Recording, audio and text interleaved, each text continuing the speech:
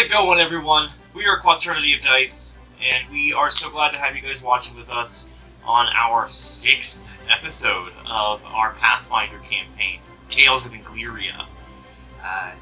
We are playing the 2nd edition of Pathfinder for the duration of this game. I don't think we're going to be changing into any other edition.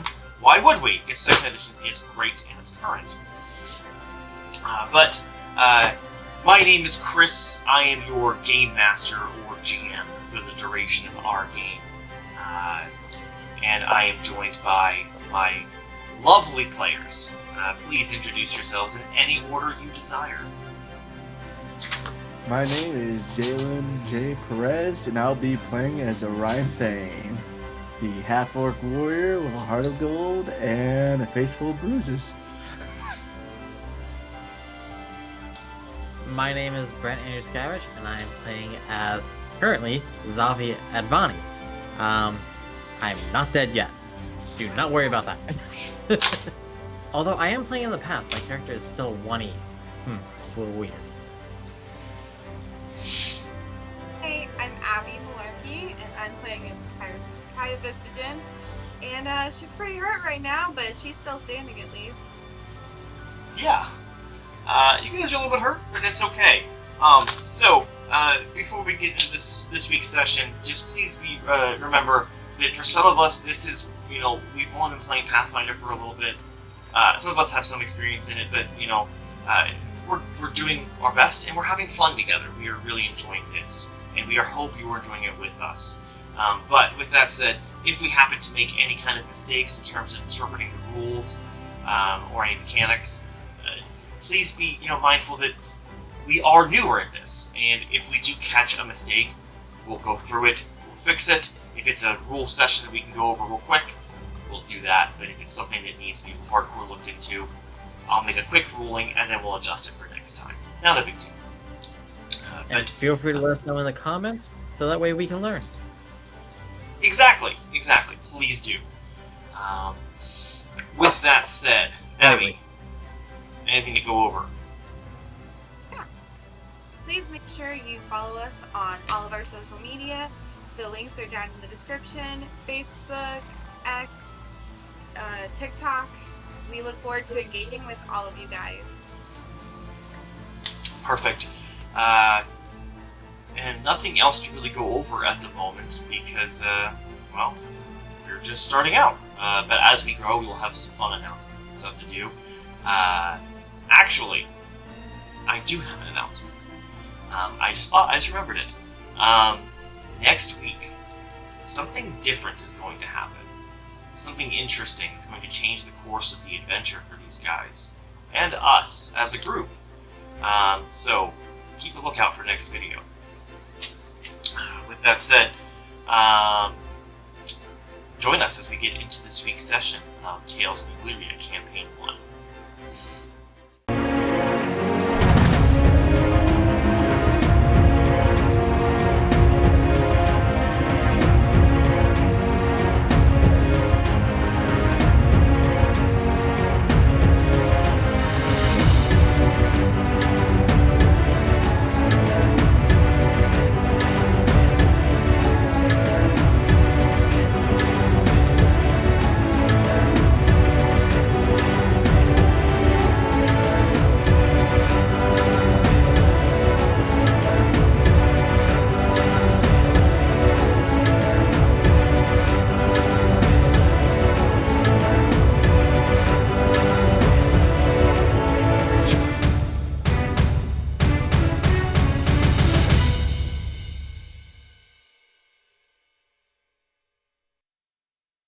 And we're back to our session.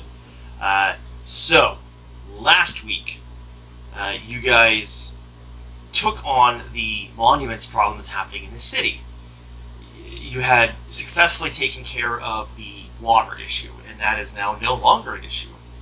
Great. You guys did an amazing job at that. You guys decided to put your focus on looking into this monuments. You had been given a list of the different monuments in the city before you left to the desert. And now you guys took the time to look over it, to see if you could scout some patterns, see which ones, if you can see like a pattern of what's being attacked and where. See if you could triangulate specific sections of it. And you guys were able to by taking some time in the library and hardcore studying. You first deduced that the specific pattern is that only monuments that are dedicated to elves and lizard folk are the ones being attacked and vandalized. Elves and lizard folk being the people that are originally from the continent of Makita that came to the continent of Soriko, where you guys are at now, which is the city of Syota, and settled it without realizing it was already previously inhabited by orcs. And then some fighting happened, and then eventually, after fighting, an agreement was made. However, you guys made the deduction that it seemed like it was someone who was unhappy with elves and lizard folk, the people of Makita, if you want to call them that. And you guys were also able to triangulate a small section of town that was getting hit most, and you were able to break it down further into picking out 3 specific ones in that zone that hadn't yet been hit, and they all happen to be within a 3-block radius of each other. And so that evening, you guys decided to go out and post up one at each of the monuments, and take a listen throughout the night and try to peer around and see if you can figure out what was going on. Zabi did have someone pass by him, 2 people actually, carrying sledgehammers and looking like they were going to attack something. You got, did your stealth and got behind them and followed them, and they descended upon the monument that Kaya was hiding nearby. They spotted her and went to engage in some sort of fashion. Seeing that it might have been an aggressive act, Kaya decided to act in kind and kicked off a bit of a scuffle. Problematically, your fighter, Orion, was 2 blocks away and took some time to get to you guys. In the time it took for Orion to arrive, Kaya and Zabi, you guys took a beating. Kaya, you're down to 1 hit point, and Zabi, you went unconscious. You were taken down to 0 hit points. If I recall correctly, though, you did pass your recovery checks enough to be stabilized, so you were safe. You're just unconscious. Also, once Orion did arrive, though, he was able to turn the tides. Kaya, you did kill one of the 2 orcs who had been the ones perpetrating these acts. And Orion, you took the other one down, but did not kill him. He's just unconscious. Shortly thereafter, the moment you guys were done with your fighting, you guys heard some noise, and a bunch of guards descended on the scene, and are, some have their hands on their weapons, others actually have some weapons drawn. There's about 10 guards in total, city guards, and they had asked you what you're doing, and that's where we ended. So we're going to pick up immediately at that moment. So as stated, Orion and Kaya, you guys are still standing. Kaya, you are bloodied pretty hard. Zabi is unconscious on the ground near you guys. One of the orcs is dead. One is unconscious. The monument has not been destroyed. It's still kept nicely. 10 guards of varying different ancestries have descended upon you guys. One of them, a human, a male human in his early 50s, some sort of veteran-looking guy, steps out in front of the others and has his hand on his sword at the side, but does not have it raised. He does have it pulled out slightly, but not all the way. And he says, "Halt to you 3. I guess 2 of you. What is going on?" It's okay. It's okay. We are the ones that solved the water problem. And I cough up a little bit of blood. And we said we would look into the monument issue. And these fellas started to come and get after this one, and they got aggressive. So we also got aggressive, but this one's still alive, and I nudge it. If I'm close enough, I'll nudge it a little. Yeah, you're close enough. And he looks down and sees the scene and sees the three of you and goes, "This is odd." And from behind him, one of the guards, a female elf, steps forward and says, "Captain, I do recall seeing these three at the gates. They are the ones that took care of our water crisis. This is them." And the first guard puts his sword all the way away and looks at the three of you and says, "Fair enough. Your friend looks hurt. Please tend to him." My body twitches. And so, in this moment, if you wanted to provide some aid, you could. Yeah, I'm gonna. So you believe it's a medicine check.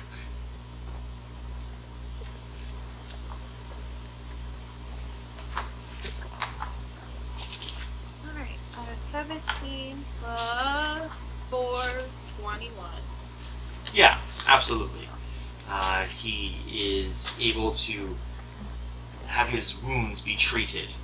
And so that'll gain you, what, 2d8 hit points? So, 4 and 4, 8 hit points. Alright, there you go. You've got 8 hit points now, Zabi, and you can, I assume, cough back into consciousness. I do. I see a bunch of people and I play dead. Yeah, because you did not know as you were here. To your knowledge, Orion, I think you went down before Orion even showed up, right? Yep. Yeah, he went down right before I got there. As he showed up is when I went down. So he didn't get hit. I was the one that took the hit. Yeah.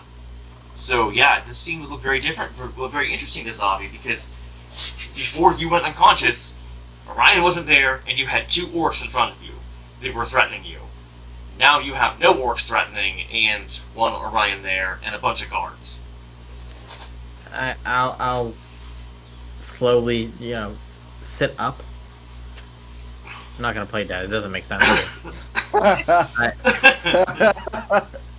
Unless one of them's an orc, but no.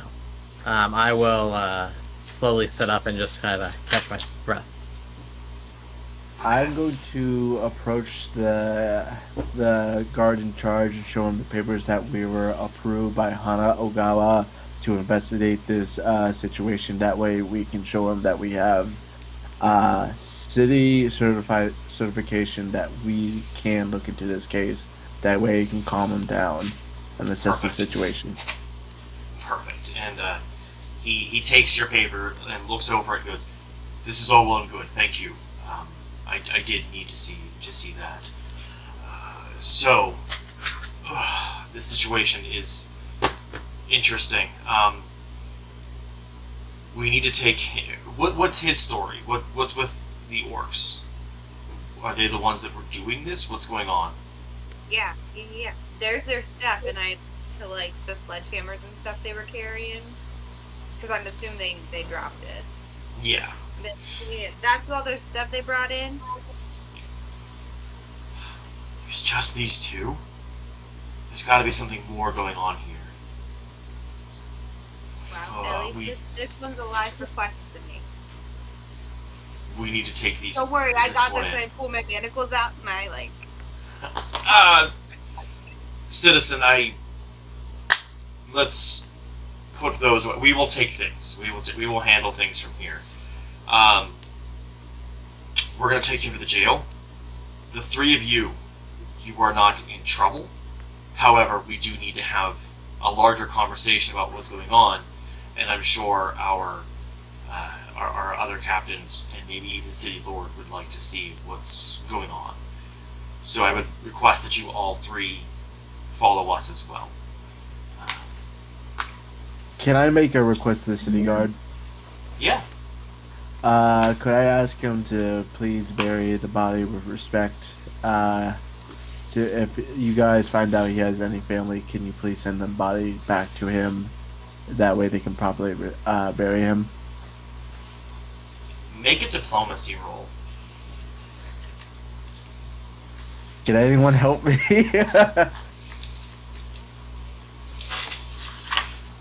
Alright.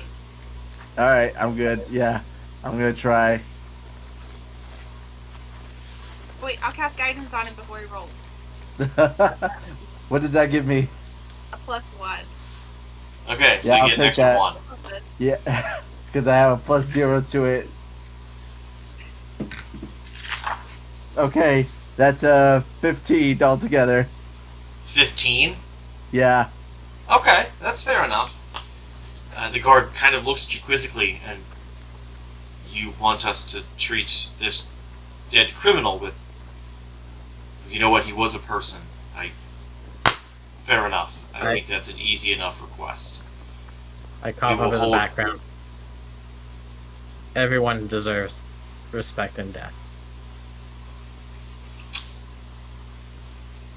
You know what, you have a good point. Valarin would agree. Right, alright. Collect the body, and he starts talking to people around him. Collect the body, and let's grab the unconscious one. We'll leave him out. We don't want to talk to him right now. We need to... It's the middle of the night. Let's get some rest. And he requests that you guys follow him. He's being nice, but it's also more of a... It's less of a request and more of a, you're doing it, but I'm being nice. Is Kaya and Zavi okay to walk, or do they need help to be... Because I'll carry them. Okay, definitely needs carry. Put her on my shoulder. Absolutely. Do you want the other shoulder, I'm Zavi? using my cane. You're gonna use your cane. I have a cane. I'm sure you could It's- also, it's- hang on to him with one arm, then have the cane with the other as, extra support. Ah, yes, yes, yes. There we go. I'm the wise Alright. old master. Alright, there, Yoda. Alright. So, the guards all collect the one body and the one unconscious orc, and they collect their tools they were going to use to do their vandalism, and they start walking through the city with you guys somewhere in the middle of the pack. And they weave through a couple different streets, heading more towards the center-ish area of town. Not quite the full center where the manor house is, but close enough. They come eventually to a large building, which it looks like actually two buildings that are joined together. They look distinct, and they were one time two separate buildings, but there's an addition in the middle that joins them together. One has a sign that just says jail. It had a bigger title, but that has since been taken off, and it just simply says jail. The other building, the smaller one of the two, has Syota barracks on it, and as you guys walk up, you can see the barracks building is two-floor building, but it's very wide. It's like, if you're counting rows of windows, there's about 30 wide. The jail is about that same width, but it's 4 stories tall. It's one of the bigger buildings in the city. And there are bars over all the windows, really heavy iron bars. There's tons of guards out front, and you can see some on the roof walking around. The group walks towards the jail side, and they head into the doors. They're checked in with an attendant, and the orc is taken down the hall, and they said there'll be a temporary holding cell that he'll be put in before getting fully integrated into the prison itself, pending a short trial that will happen in another building nearby these two. The three of you, the captain says, I would like you three to stay here overnight, just for observation. you're not going to be in a holding cell. You can sleep in one of our small barrack rooms inside the prison itself. But we would like you to be at least nearby this individual, so that whenever he goes for trial in the morning, the three of you can accompany, because we would like you to be part of the conversation. You're responsible for helping with this, and so we want to have your side of the story. Is that okay? I see no problem with this. Davi, Kaya? I guess. Can we have some Right. medical help for our friend here? You can have as much Yeah, as for- we can. For the little Yeah. one. You can take the night. You'll have a nice, comfy bed. I can heal myself. I would say I'm not much taller, but I'm just gonna be like for the little one. The little one. Plus, you can retreat wounds soon, right? I think it's once every hour. Mhm. Is that it? Yep, it's an hour. Yes. Plus, you can also take an hour worth of treating wounds, and you get double the amount of hit points you restore. So you guys have time here that you can just take in a full hour of treating his wounds and be fine. Same with yourself. However, the main guard that was talking to you, the captain, he starts to step away and he says, "I'm sorry, I never introduced myself. My name is Christian. Christian Lower. I am one of the 3 captains of Syota. I do thank you for what you have done. This is a big deal. This vandalism is going to cost this city thousands, maybe tens of thousands of gold. This is a really expensive problem to fix. And so we're glad it stopped before it got worse. And as a fellow person, I will tell you that I'm glad that you guys are okay. If you need anything, you can call for me. I will be in the barracks next door. The warden should be around eventually to at least check on the 3 of you. If you have no further questions for him, he'll start to walk away. But if you guys want, you can catch him and ask him anything you want." Do you by chance have today's newspaper that we can read? Yes, I should have one around. And you guys aren't too far away from like the check-in station still. And the attendant there, the guard that's sitting at the front desk, you can call it that. They say, "I have one if you need it." And there's like the desk is actually barred. That way, people that are coming through can't reach that guard to attack him. And you just see a hand pop out in between the bars with a paper hanging there. And one of the other guards walks over, grabs it, and gives it to you guys. To you specifically, Kaya. Says, "Yeah, that's should be easy enough to take care of. Anything else you guys might require before I retire?" Nope. Right. Well, I bid you good evening, and I will see you in the morning. And he walks back out the door. The other guards that are left, there's 2 that are left. They take you guys, and they don't really grab you or anything. They just say, "Follow us," and they wind through some of the halls until they come to a small room for guards that might have to work double shifts or overnight or whatever. And it's a small little mini barracks room that has, I think, maybe 5 or 6 beds, maybe a chest or 2, and then a table and chair set inside. Kind of cozy for guards. It's nothing fancy. It's not like your guys' room or anything, but it's warm and dry. And they say, "Do not be alarmed, but we are going to be posted outside of the door. It's nothing against you. We don't think you guys have done any kind of crime. This is just our job. So we will be outside the door. And would you like the door shut or open? Shut. Yeah. Fair enough.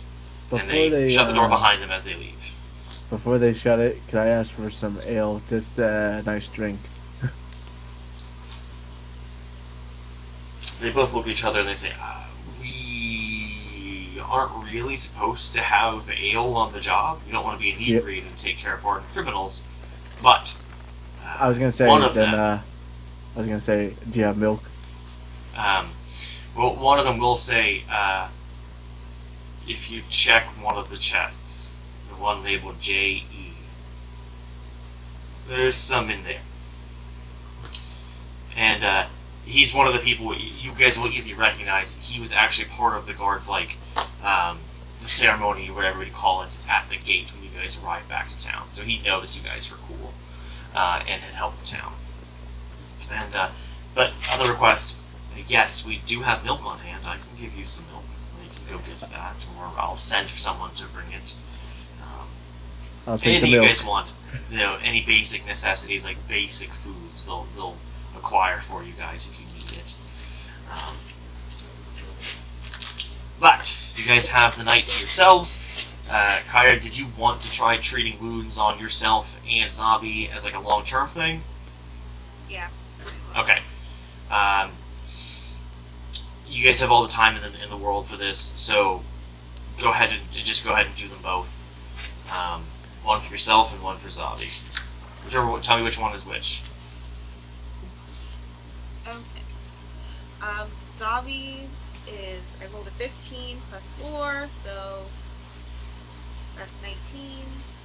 Yeah. And then mine is, I'll just roll this healing. So, if it's long term, you said it doubles, so I roll it and then double it. Yes. Okay, so I rolled 3 and 7, so 10, so 20. So that should put you. All right. Oh, That yeah, should I'm get at you. full health. There you go. I rolled a natural 20 for mine. So critical success. That's 4d8 that you roll. So 4d8 then double. Watch them all be 1. I've got 3 2s.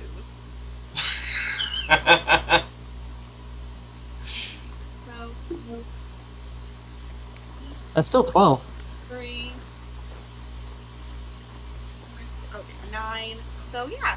Okay, 9 times 2 is 18, so I'm back to 2. There you go. Look at that. No worries. All right. Anything else you guys would like to do with your evening? I'm reading the newspaper for the stuff about in That's right. where we were. It had been told to you guys that in the previous day's paper now, because it's past midnight at this point, but in the previous day's paper there was a story about the death of that child in Aldenair. And it goes into I'm not going to just read verbatim what it says. I did write one out, but nobody likes being read to. And so I'm just going to paraphrase what you guys find inside the story. It's a news article, first off detailing the life of the kid. He was a farmer's kid. Well, his mother was a farmer, his dad was a logger. His parents did not want him working with them, though, because they wanted him to grow up and be a kid. They didn't want him to be stuck working all the time, and that's why he was out and about. No one knows for certain exactly what he found and where. They just know it was some kind of bad thing. But there were witnesses, the story tells, about what it looked like. And they said that it was very notable. The town's mage, there is a duo of wizards that lives in the city. And they run a bookshop in the city. A book and magic shop. One of them was able to recognize something from the explosion. They had seen it. It did make quite a big boom that was visible from pretty far in the city. And it what was most notable is that when the explosion happened, a few magical runes popped in the sky, getting written in part of the magical effects from these unsanctioned and unstable magic items. And the reason it's notable is because the specific signatures that came about from this magic, from these items, these runes, only have ever been seen when weird magic-laden items are found from the early era.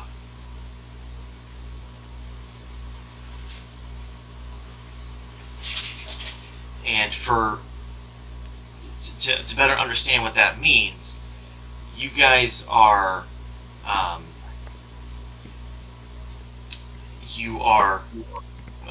in the current age you guys are is what's known mostly through history.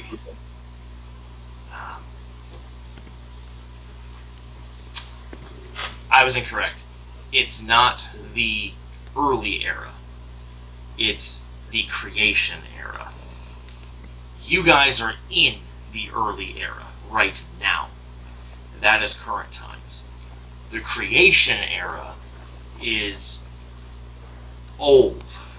So that is the first known era of history in which it's theorized this is when the gods created everything. This is also the time whenever a lot of theories are that there were people that existed in the creation era. But they weren't right. Something about them was wrong, it's theorized, and so they were sent away to who knows where. And that leads from the creation era to the Exodus era. The Exodus era is the time whenever it's thought these people were booted from the material plane to who knows where.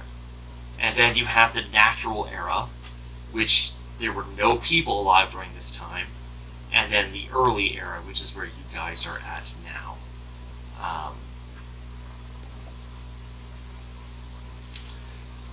Again, I'm wrong. It's not the early era right now. It's the Republic era. The Republic era starts whenever the Republic got formed. So it's not been that long. The Republic is only about 1,000 to 2,000 years old. So,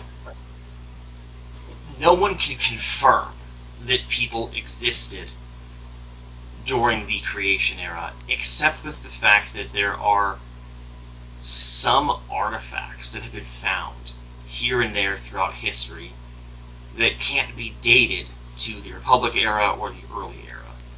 They only really seem to exist from ancient times, because they seem to have no link with any known culture.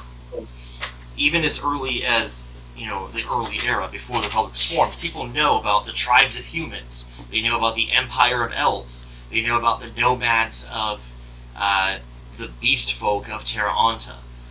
They know that people existed underground and came up to live in Ichinaccia. But they have evidence of all these cultures. But these things that have been found that relate to the creation era, or at least what they think it is, they don't relate to any known culture. And so it's just kind of weird. And anytime they found any item from the creation era that has magic in it, and it has had any kind of explosion or misuse, creates these weird runes. And one of the wizards in Aldenair, in his youth, had studied the creation era, and he was able to recognize that's what this is. They don't know why, but somehow someone had gotten access to that type of magic and was using it to build these items. And that's probably, in terms of this article, probably why they were unstable. The article then goes on to talk about the circus, and it has a brief mention of the acts. It's not like a big detail about it, but it goes on to talk about 3 individuals that are wanted for questioning. 3 individuals that go by the names of Kaya, Orion, and Zabi. However, it does not mention what you look like or what ancestry you are. It just mentions your names. And whenever you get further into the article, you find out the information is coming from an interview with someone. And the interviewer is the harbor master, or the interviewee, the harbor master from Aldenair. So it seems as though she was trying to hide as much as she could without actually being completely cryptic. So your names are out there, but not your faces or your ancestries or any discernible features about you in terms of this article. The final thing that it says on there is that a notable investigator has been dispatched to track you down. Yes, Inspector Clouseau. An investigator who's close. His name is Jean, and his last name is Caranthine.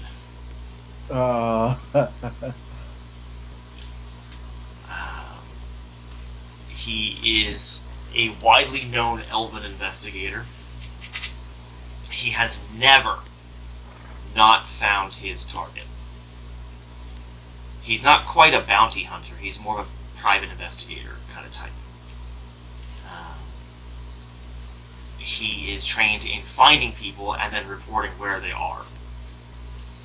He doesn't get involved in, holding them or anything. And it says that his first stop is going to be Water's Edge, because he assumes that is where this group is going first.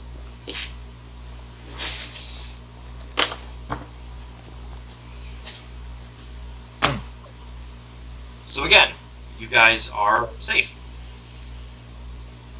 It seems that harbor master kind of tipped off that there were only 2 ships from their records, either Syota or Water's Edge, and told them that you guys went to Water's Edge. So she did what she could from the article to keep you guys safe. You can kind of gather that much. But what's the chances that he fully believed it too? We must keep an eye out. Good question. We must take up fake names. I will go by Xavier. I mean, your guys' names aren't completely off the wall. There's plenty of Orions in the world. There's plenty of Xaviers in the world. Kaya, you're up a creek. No, I'm kidding. I'm kidding. The gnomes of the world, there exist Kayas out there. It's not a very uncommon name.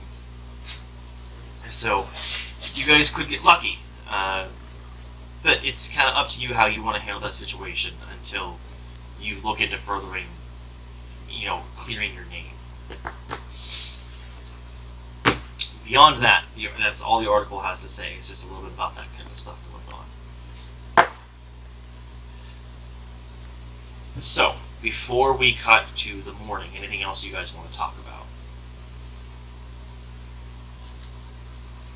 I have nothing to say. I am going to take a drink of the milk for me, and then take a drink for the dead orc in respect, and hopefully he finds peace in the next life. Okay. 2 of you? Anything before you go to bed? Writing letters.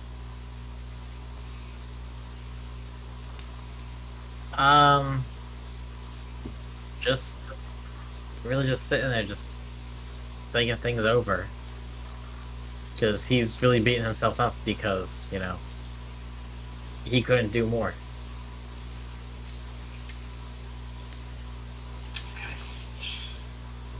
Alright. So, we can fast forward to the morning. your guys' doors knocked on before anyone enters, but they don't wait for you guys to say, come in. They knock 3 times, wait about 10 to 20 seconds, and then come in. It was more like a heads up, we're coming in. And it was the 2 guards that had been there last night saying they are going to bed. They were night term guards, and that there'll be 2 new guards to escort you guys in, and they take their leave. And 2 new guards come from behind them. A centaur and a lizard folk are the new guards that are coming to take you guys at this time.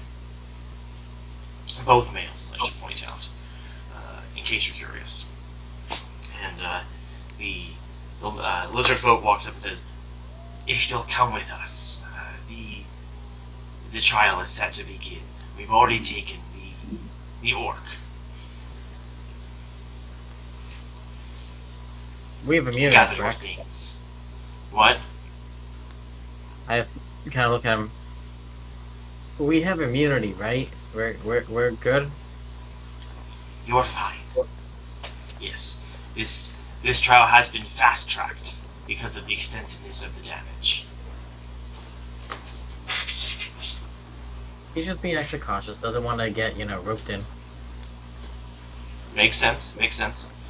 So they give you guys a few minutes to pack up any things you guys had, and then I'm assuming you all 3 follow them, unless you want to fight about it. No, I follow. Okay, cool. Hi, are you still carrying the newspaper? Yeah. Okay, just wanted to make sure. I don't want to leave it behind. I don't know why, but I don't want to leave it. Fair enough. Nobody asked for it back. So anyway, you are led out of the building, and then down past the barracks, and then 2 blocks over, going more towards the center of town, until you can actually see parts of the Grand Manor House. A couple, a block and a half away from where you guys are. But you come to a different area, which is the magistrate's office, and this is where a lot of different court cases are held and things of that matter. They lead you inside, and they say, "We meant to bring you guys earlier, but we had to change guard first. The trial, as I stated, is being fast-tracked, which means he is being seen right now, so hopefully you are ready and tidied." And he looks at the 3 of you and, "Close enough." And leads you guys through some doors into a small room where there is a judge, the captain you guys had met the night before, and Hana Ogawa is here. And 3 other random guards are also here looking into this. And of course you can see the orc, who is wearing just regular old, not like burlap, but just cloth tunic. clothes. Kind of. And is chained, both hands and legs.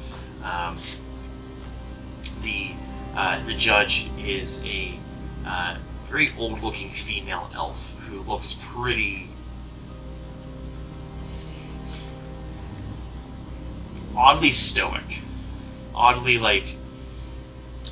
you would think that maybe some of the elves might have elves and lizard folk would have a little bit of "You've been attacking our stuff, we're kind of mad about that." Because some of them have noticed, a few of them have gotten hit. They don't notice the exact, pattern that you guys have. No one else is privy to that, but some of them have picked up that a few of them at least have been attacked. But as you guys enter, the judge looks up at you guys and says, "You've arrived. Good, we can get this underway. I take it the 3 of you were the ones that took down this individual and his compatriot, is that correct?" Yes, Yes. Your Honor. And you had been not quite contracted by us, but had been deputized at least to handle this situation, have you not? You are correct, Your Honor. Good. And you were also the ones that helped with our water crisis, yes or no? Yes, Your Honor. We did. Good. Now, tell me, What did you find about this individual that led you to face him?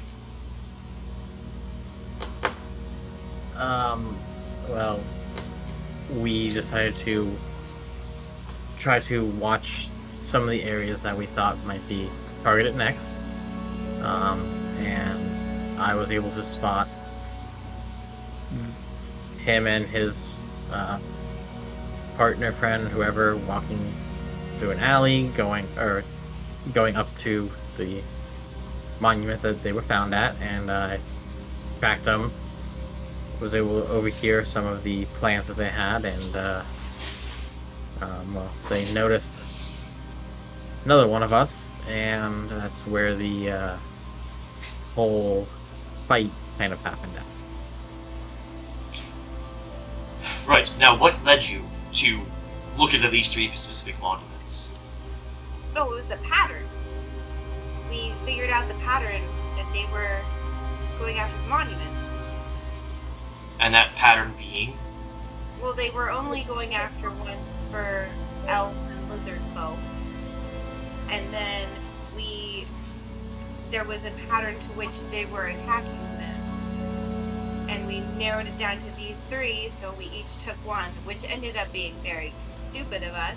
But it worked out because we caught this one. Young half-orc, you had something to say. Yes, Your Honor. We have evidence of how we clued to which location.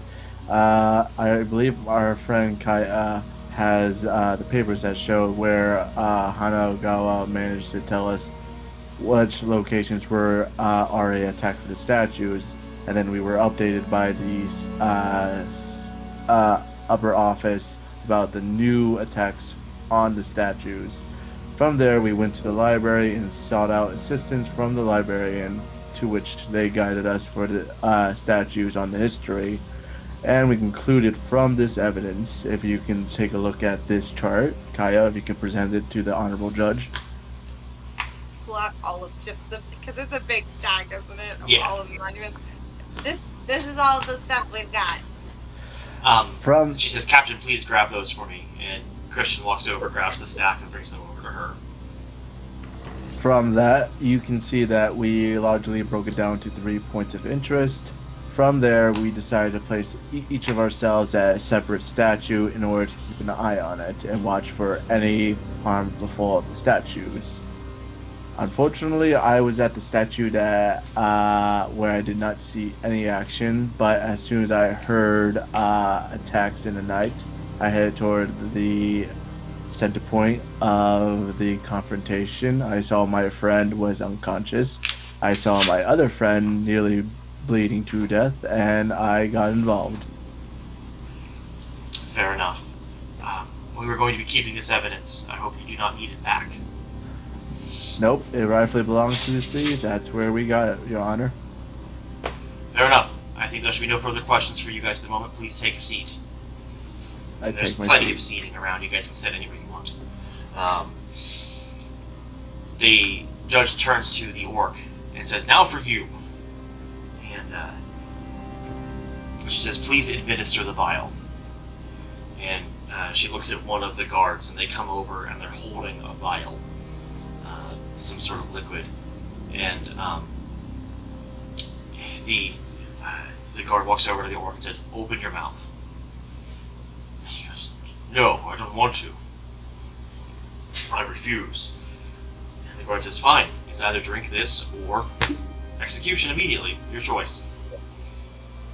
And the orc kind of ponders for a moment and says, "Fine, I'll take it." And drinks it.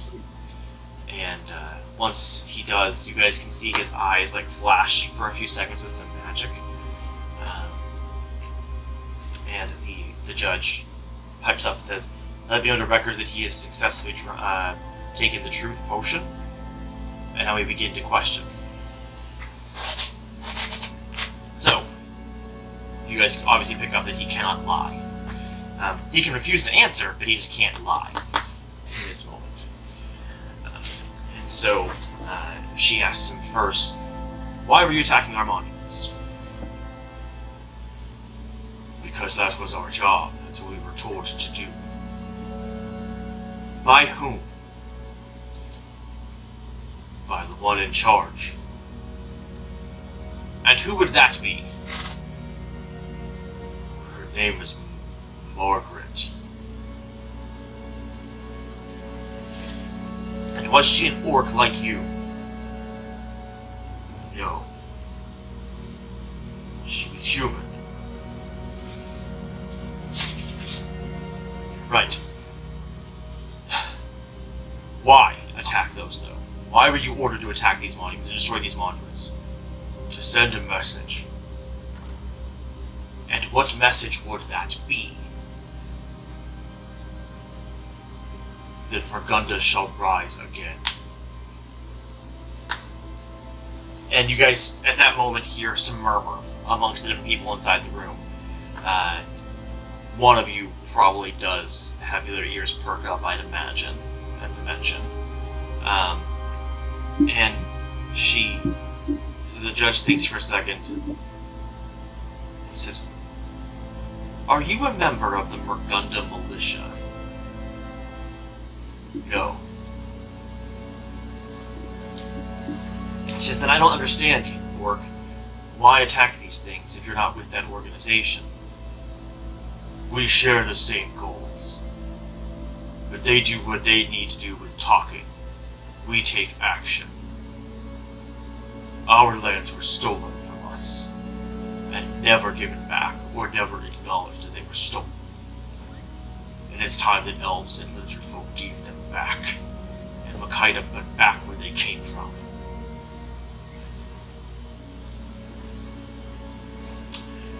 Mr. Orc, this city has been here for hundreds of years. This city has taken nothing from no one. That's not how I know it. Regale us, Orc, of what you think you know.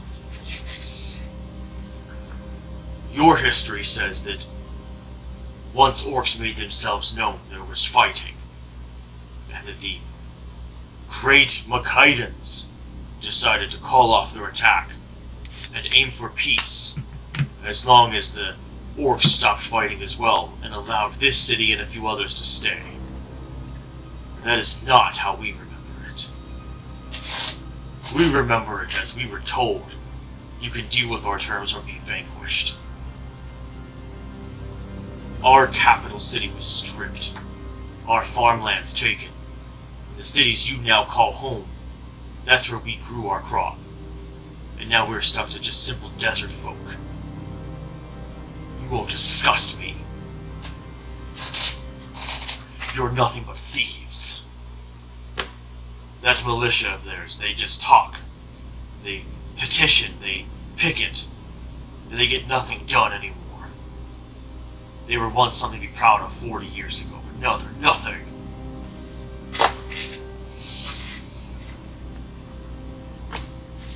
One final question, Orc.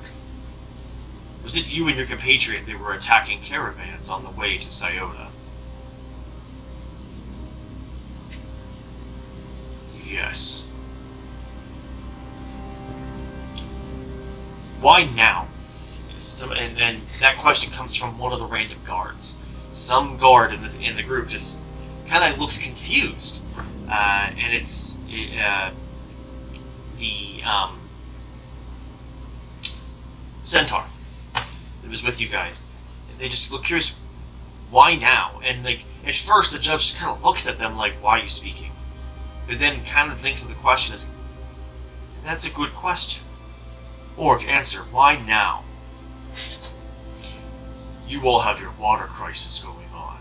We just capitalized on it."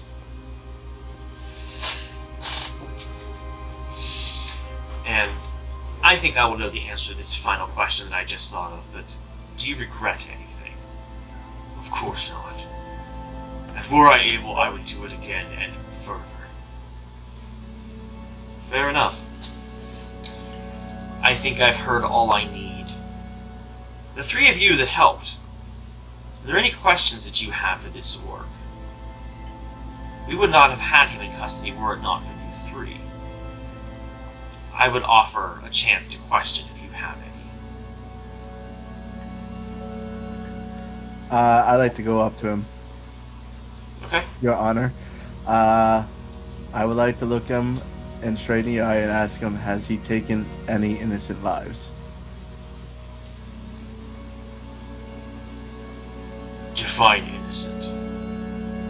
If it's a Those- lizard folk or an elf, none are innocent. Those who did not try to attack you or try to be civil or try to non-violently just surrender. Did you take their lives? If they stand in our way, they get cut down. Any And who they- stand in our way. Not just lizard folk, not just elf. Anyone. This republic still allows the desecration of our homeland. Your homeland too! And yet everyone stands idly by. What have you done for Margunda? I take a deep breath and say, I am just a half orc trying to live his day by day. All I know is that I'm just trying to do the right thing. And if that means making sure that people are safe and the innocent are spared from this, then I will continue what to do. You are just as yellow as those who do nothing to help. And he spits at your feet.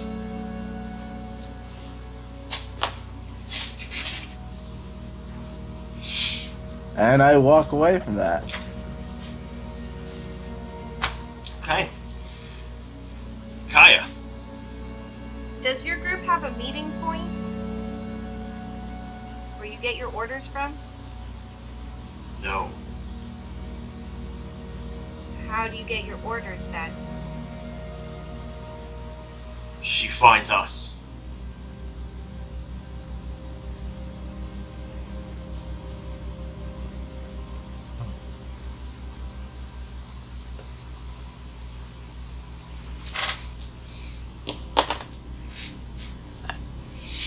How did she first find you? We had gone to join the Margunda militia, but realized they were just a bunch of spineless cowards that wanted nothing to actually do but just picket. And so we started talking about wanting to do something, and she overheard us at a bar.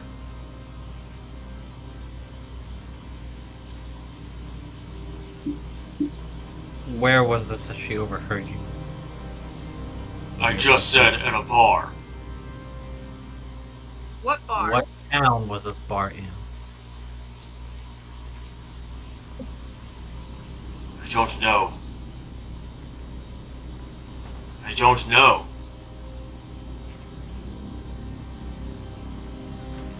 Why don't I know? And he looks genuinely confused and angry.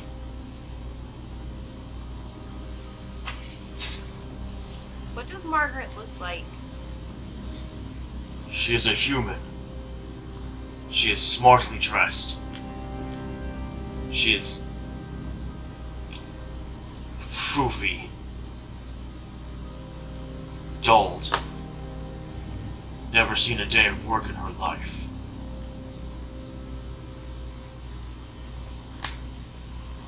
Old, young.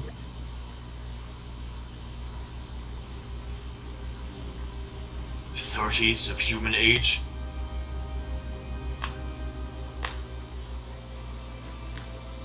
Color hair, color skin. Pale, black hair. Was in Alderney. Our talk was in Alderney.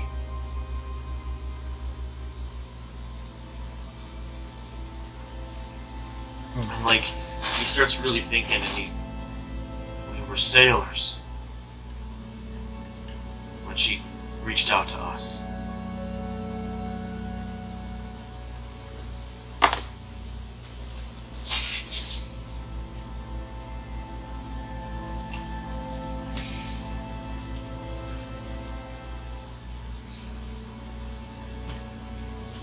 Anything else? have nothing else. Okay. The judge looks at it and says, I think I found all that I need. You're going to go away now, Orc. You're going to go away for a long time. Take him. Put him in the secure wing. And as he gets let out, he starts yelling, Ragunda will rise again! You have not seen the last of us! And things of that sort.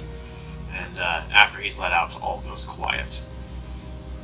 The judge looks at the three of you and says, thank you for your service. Your services in this courtroom now are adjourned. And she gets up and starts to leave.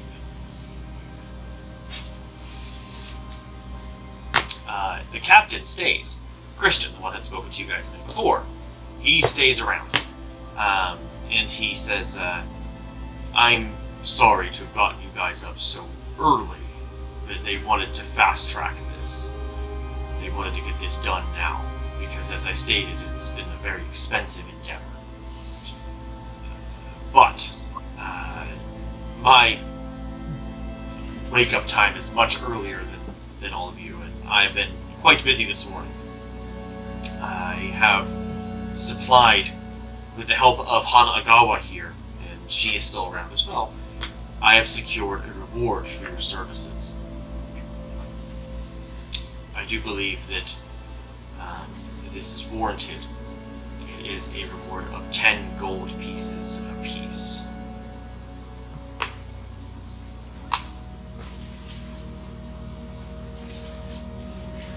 You may spend that however you wish. It is yours. We know that you had helped with our water, and now you've helped with this. Our city is in a debt to you. Without the water coming back, we wouldn't have the money coming in to fix all these monuments, to restore them. People are going to slowly start coming back to town. And so this will be a thing we can do over time. Thank you. And I'll be putting a word in with the city lord and the prefect to let them know what you guys have done. And with that, unless you have any questions, they start to leave. I do have a question for the captain. What sentence will the orc have? He'll be in prison for life. He will not see the light of day. And our secure wing is underground. He will literally not see the light of day. Will he ever have the chance to work his punishment off?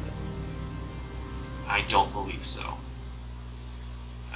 In terms of the way he spoke and what his true mission was, he's a much bigger threat than some simple monuments.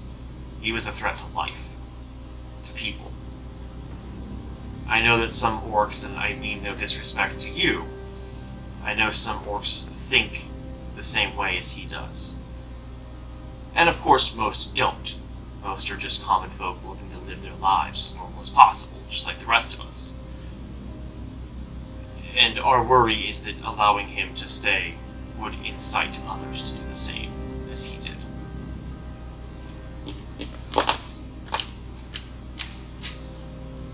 Thank you for your truth, sir.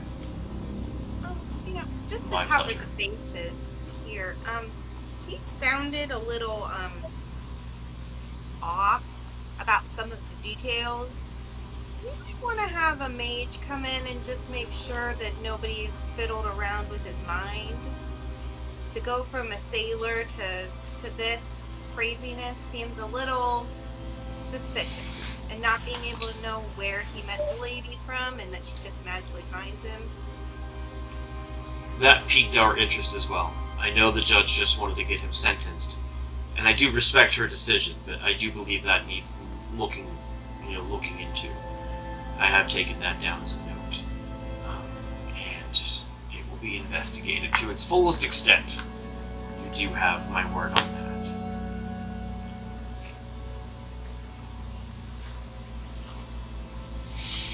Anything else from me before I take my leave to my duties? Who are the two other captains of Syota, by chance? The other two captains 2 elves, one named Futoshi Kondo, and one named Mei Sakai. They work different districts than this one.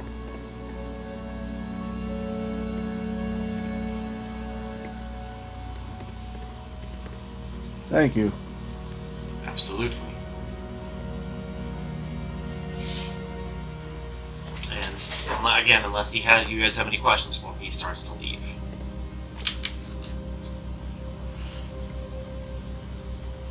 Alright, Hana also goes with him, and she bows to all 3 of you. Deeply bows, and then also takes her leave. And just the two of the guards that are stationed in the jail are left, and they kind of stare at you guys, like, not like, hey, get out of here, but more like, why are you still here? So you guys are free to do what you want. At this point, I will remind you guys that your ship that you guys had won the tickets to by doing your requests is set to leave 3 days, or technically 2 days from now. You have this entire day in town. You have one more full day, and then on the 3rd day, you have around noon. The boat will leave the ship. So you've got 2.5, basically 3 days left in town. You guys can use that time to do whatever you would like. The town has not fully replenished all of its shops, so there are some things that are closed down still, but there are some basic things you can do around town. You can sightsee. The time is yours. We'll also point out that you guys do need to pick up your tickets for the ship. Nobody has done that yet, so you'll need to go over at some point to the Harbor Master's office just to confirm your passage, and then have them on hand. So with this, you guys have downtime. Woo! Unless you guys have anything you want to talk about. Do you guys want to discuss the events of the court case real quick with each other, or just move to your downtime? I'm fine with taking this. If we want to discuss the events, I'd rather go back to our rooms where we have privacy at the inn. Want to do that? There are 3 things that I was thinking of. One was, you already mentioned it, pick up the tickets. We need to go get the tickets. Yeah. 2, with the information that we overheard, I might want to go find somebody who's in the city who may have a little bit more information or can lead us to somebody who can talk about, maybe why the orc was saying some of the things that he did, or give us some further intel on that. Just so that way we know going forward. And 3, Orion, I think I need to talk to you. Agreed. We can make all those things happen on the way to the inn. So let's go to the Harbor Master. Kaya, do you have anything to say? No, not right now. Okay. So yeah, you all 3 will have to go to the Harbor Masters because the tickets need to be confirmed in each of your names. So you guys take some time and head throughout the city. Again, you can ask directions if to get to where you need to go. The city is quite large. You guys haven't been in the city enough to memorize it yet. But you can very easily get over to the office. And it actually isn't quite as busy as you guys saw the last time. This time around, it's just normal capacity. There is a new line formed that is not for departures, it's now for arrivals. They just had, within the last day, they did have one ship that had left and was just far enough away they could turn around and come back. Because the captain had been alerted that things are fixed, and so anyone that wanted to go back home could. You guys can kind of pick up that murmur from people around the office. However, you guys are able to get in line and find the harbor master himself, the Athamaru you had spoken to before. And when he sees you guys, he goes, well, you guys actually did it. I didn't think you had it in you, but you did. Well, you should have. Said we were gonna do it. I'm proud. I'm proud to be proven wrong. Thank you. Truly, thank you. As promised, you have tickets on a ship chartered to Hookhandle. Do you still want to keep it? Yes. Okay, we've had a lot of cancellations recently, so... but yes, and he pulls out some paperwork and starts writing some stuff down, and it was, the ship still had passage left on it, but I held these spots for the three of you. I almost thought about giving them away. I really did. I didn't think you guys were going to do it, but you did. And then the water started flowing. What's that? And then the water started flowing. And so he fills everything out, and he gives you guys each a slip, and it's got instructions on which ship is going to be, like what docking station it's going to be at, and how early to arrive at the port. What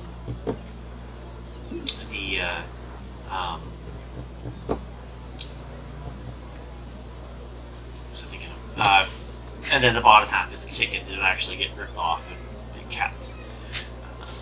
And it gives actually some details about the crew itself and the ship that you're going to be on. The Gilded Crown, that you believe is the ship. I don't know. Let me check back through my notes, make sure that's the right one I mentioned. Crown. Well, that's one of you guys. Crown's foil. Okay, yes. I was hoping for rum. Alright, yes, it's the Crown's foil. It is headed by a Minotaur captain and his crew. The captain's name is Nodin. Nodin. Benally. Benally.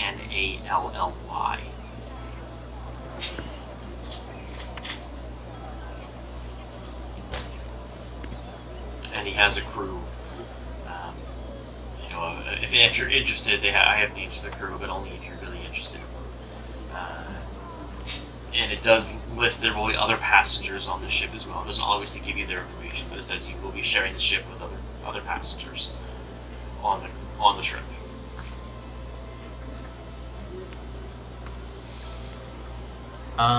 Before we leave the Harbor Master, I want to ask him where I am blanking on her name right now. Margaret?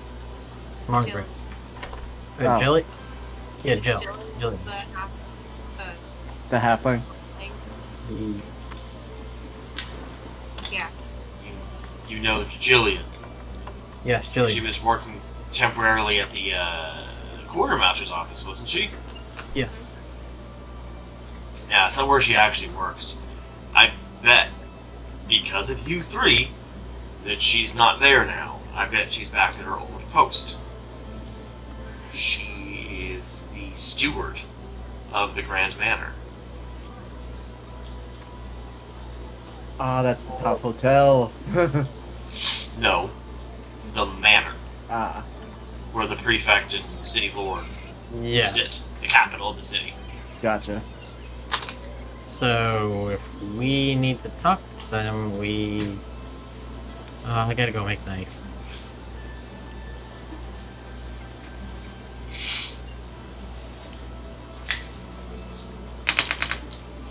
Right. Nothing else. Here's your tickets, and I'll see you in 2.5 days. Sounds good to Do you me. guys have any questions for him? Cool. And then I'm guessing your guys' goal is to go back to your inn to talk? I did have one question for you.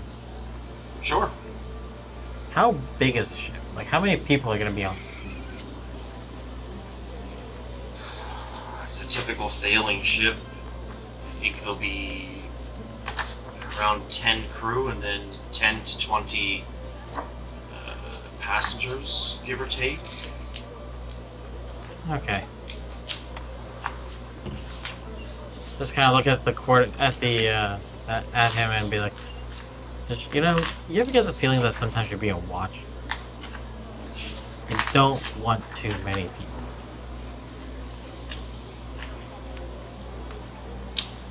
Yeah. I just Maybe I'm weirdly comfortable look now. around and then He starts looking around like, maybe I am being watched.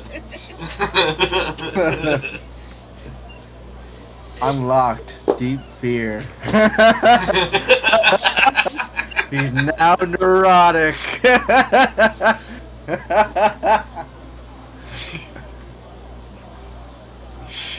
Yeah, he 100% is. don't worry, I'm sure it's nothing. And I just start walking away. Okay. Alright. You guys are heading back to your room.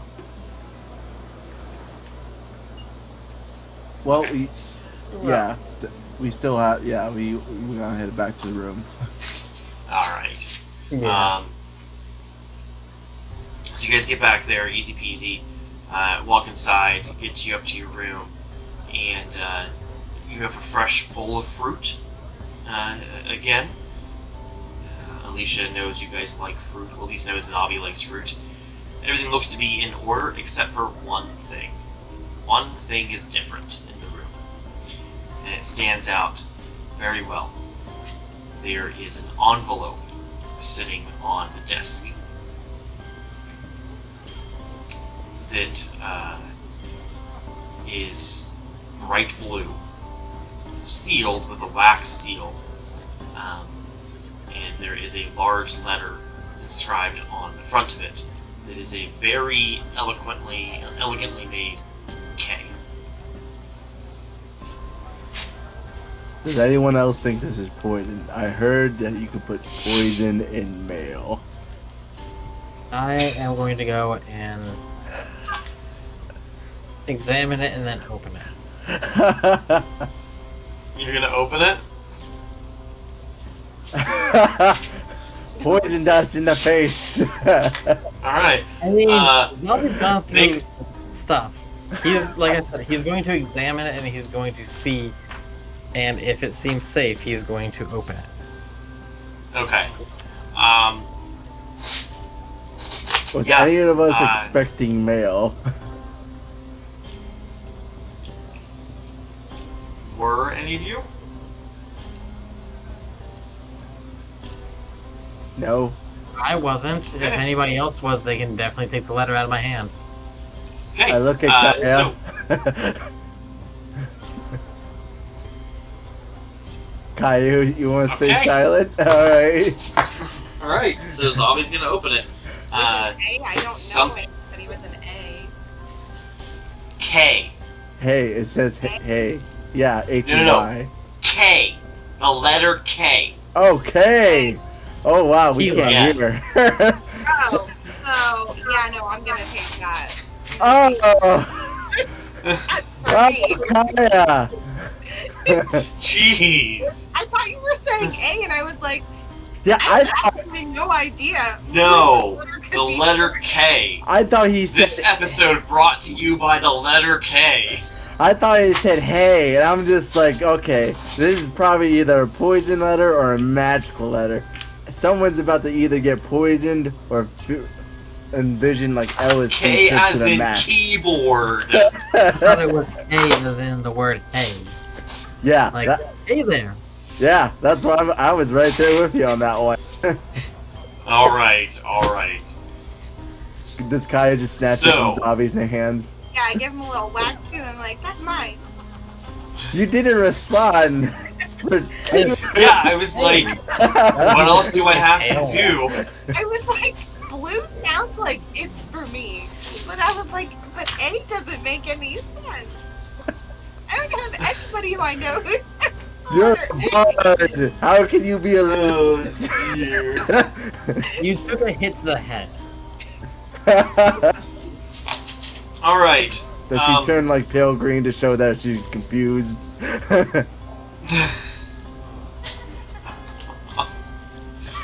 Alright, you have the letter. Are you reading it right now? Or are you waiting for later?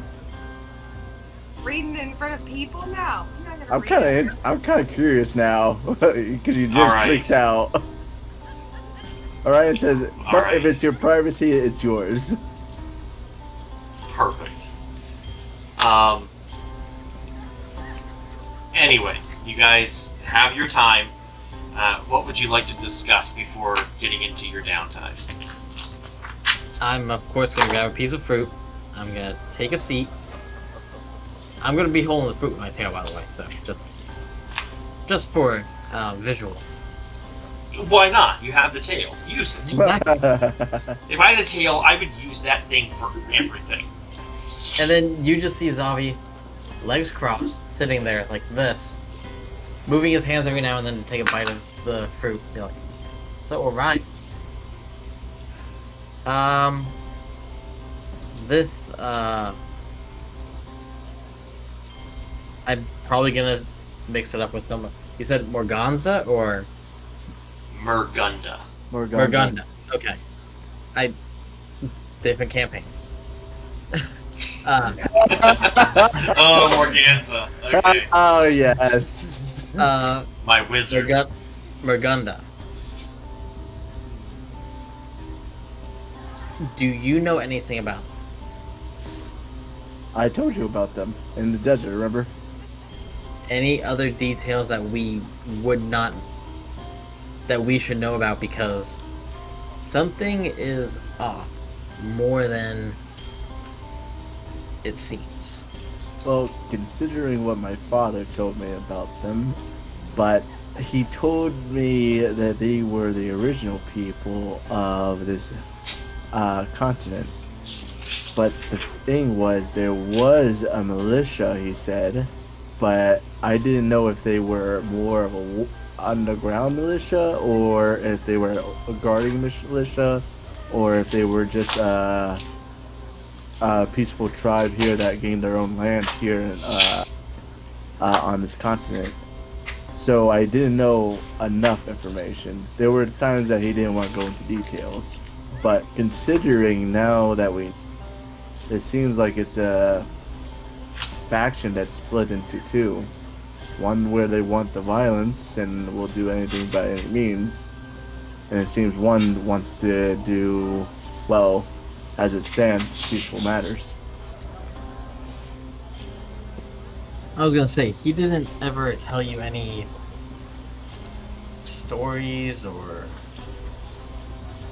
He told me stories. fable of things that have been passed down, or information that, you know. Well, as I said, he told me stories that they were the original people. He said that what they say is not entirely true. There were differences. That in reality, the elves didn't offer peace, and that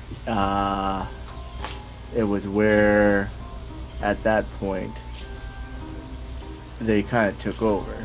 There was no peaceful surrender. It was either you give us this or annihilation. So when that orc said that, I do believe what he said, but considering I know what my father said, that the people were originally here before the elves and everyone else, that I do believe. He just didn't want to talk about them all too much, but he said that they were the originals. But it's good to see that there is a peaceful faction within them, and then there's also the violence, but that's expected. Yeah, okay, so he never told you anything about anything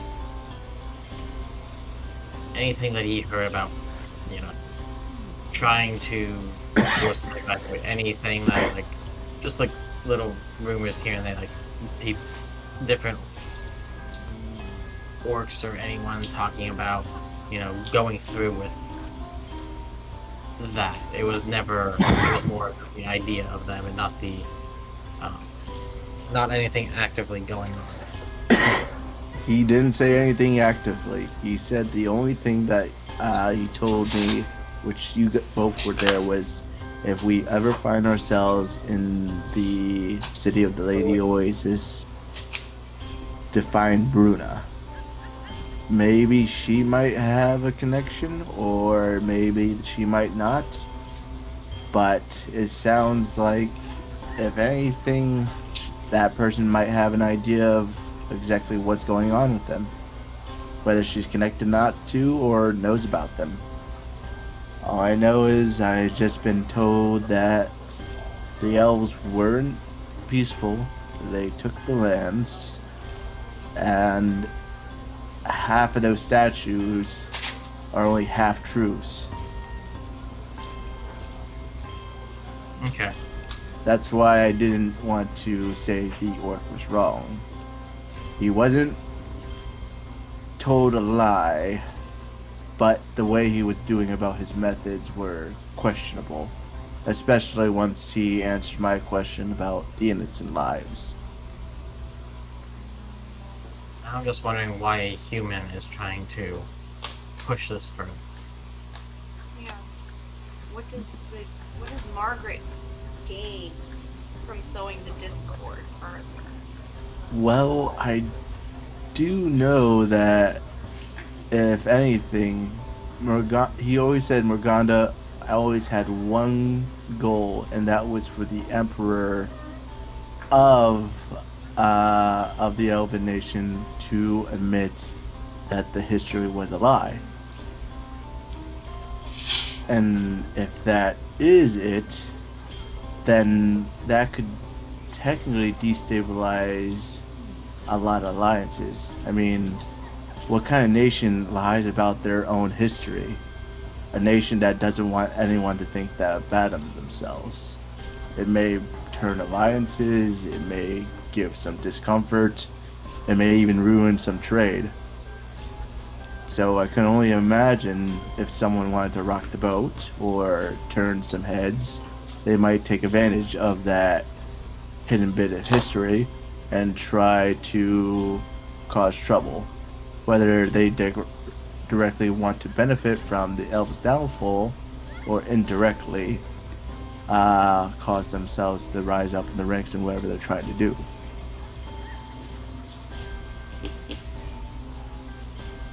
When we get to Alderney, we definitely need to keep an eye and an ear out for any news of Margaret. Lady Margaret, the pale, dark-haired woman who wears posh clothing and floofy hair. She's Poof. puffy. Puffy, Poofy. thank you. Poofy. Poof. She's foofy. I like Foofy. Like, Yeah. she dresses like a perfected doll. Not that she has poofy hair, it's just that, No. like, she dresses over the top, fancy. Yes. No problem was the case even when it was poofy, and I prefer poofy to foofy, so I'm keeping it in my notes. Alright, whatever. That's character notes there. That depends on once we meet the character and we ever see character her. I'm pretty sure someone's gonna do it. Also, depending if somebody were to hit her, she could also look puffy then too. Oh yeah, lightning bolt. Afro right there. Or oh, her face is swollen. Puffy. Her weakness. Right. Before we move on, just a quick clarification just to make sure everyone, does everybody remember what the term Morgunda meant? I know you guys talked about it in the desert. Does everybody remember the meaning of the word? Yes, I think I have it written down here. Jay, I know you know because you and I got over this a couple of times. Yes. I am forgetting. Okay, so I will just mention it because it's from what you guys are dealing with, it's kind of necessary. Morgunda is the name of the continent before the elves and lizard folk named it Soriko. Okay. The orcs called this continent that you guys are in Morgunda, and then when the elves and lizard folk came along, it changed it to Soriko. Well, changed it, they say, but they didn't know it was named that to begin with, so their history says.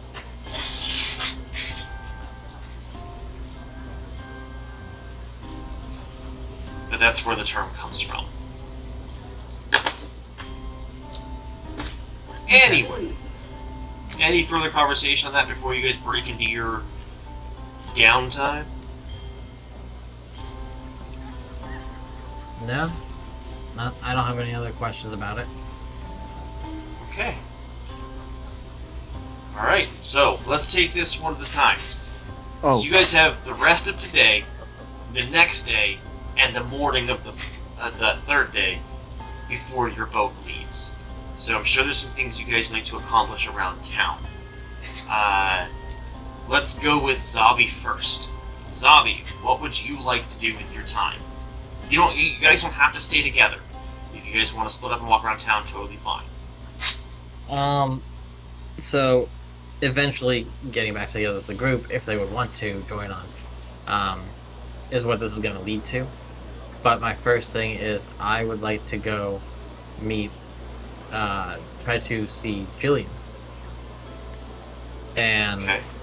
talk to her, see if I can work on getting a meeting with the prefect and the city lord, preferably, just to discuss things with them, see if there's any more information, especially because of us also now being tracked, but also there's a chance that Margaret and the people of Burgunda may, have maybe not fully involved, but they could be susceptible, so we should at least know about that.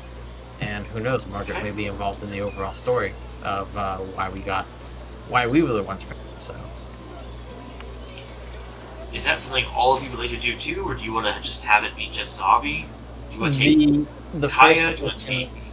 the first portion of seeing Jillian, I want it to be just me.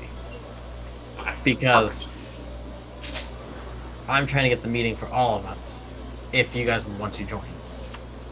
oh yeah, we can save that for like the last day before we all leave, and then Absolutely. yeah, I'm fine with meeting Okay. up for that meeting. I may be a little busy for a Okay.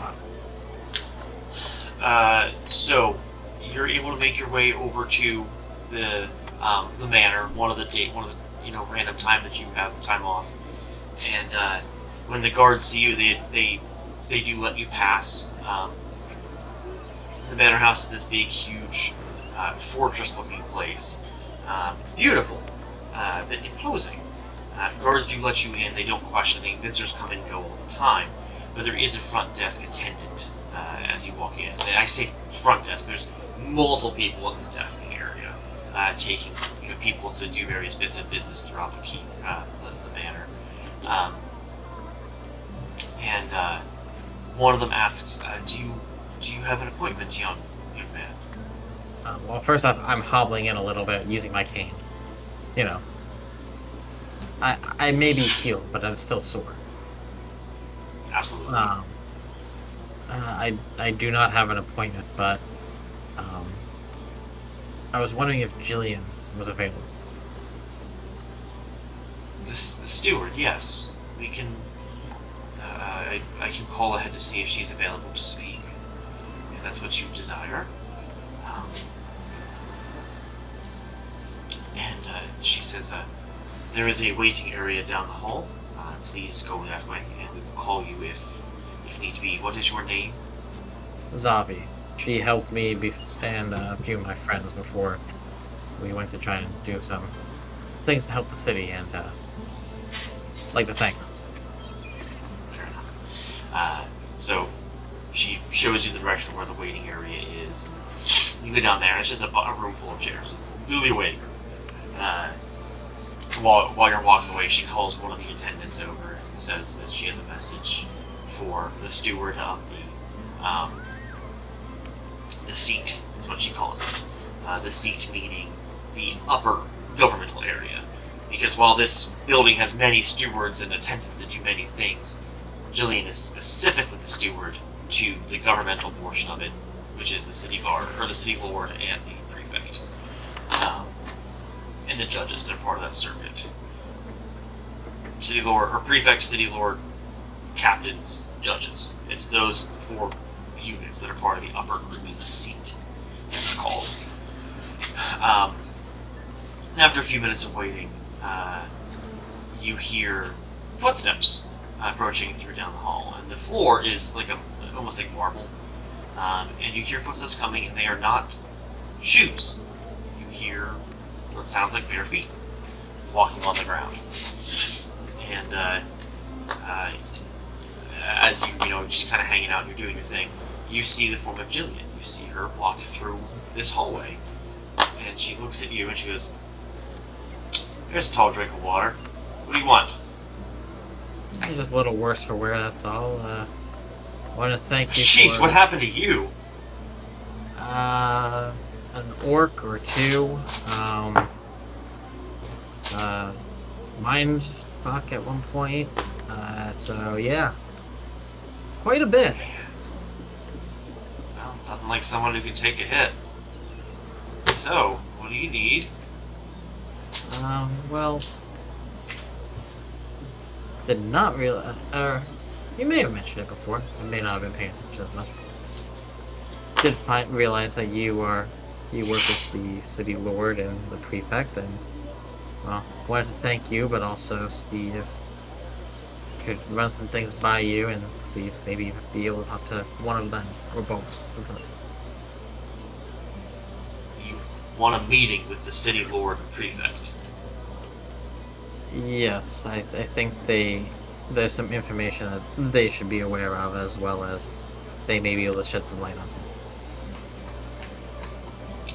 You know, they do have a pretty strict schedule, pretty full schedule. We can make it brief. She pulls something out, she goes, maybe not too brief. She pulls something out and starts reading through it, and she goes, "When are you looking to talk to them? They got some times, actually, within the next 2-3 days." There were some developments with the monuments, Orcs in particular. I'm sure they have heard all the information about what we've uncovered there, but there is another player in it, and it may get overlooked with the courts. Happens more than you think. So, I've got some time tomorrow morning, and I've got some time 2 mornings from now. What do you want to do this?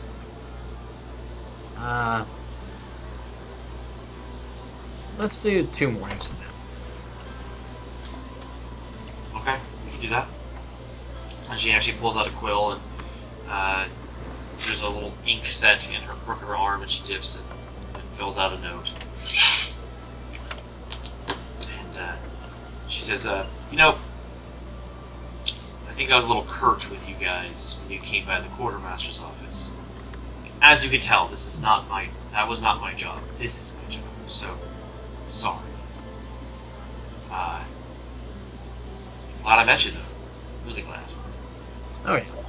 Like, And she drops like the serious facade, and she says, "I'm glad you're okay. If something bad happened with those orcs, really glad." I wouldn't mind going over some questions with you too. I think that you may be able to help me look into things. I can help you look at anything. When do you want to talk? Well, I'm here until the what was it? Crown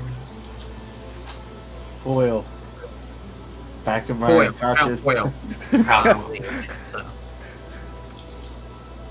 Alright, and she takes her notebook that she has. She flips the very back of it and rips a small piece out and writes something down. And she goes, "Meet me here and we'll talk." Maybe. And as you look at the paper, it is her address. She writes down her home address. I do have some actual You questions. guys know what's happening. Yeah. I do have some actual questions for her, but you know. You knew what that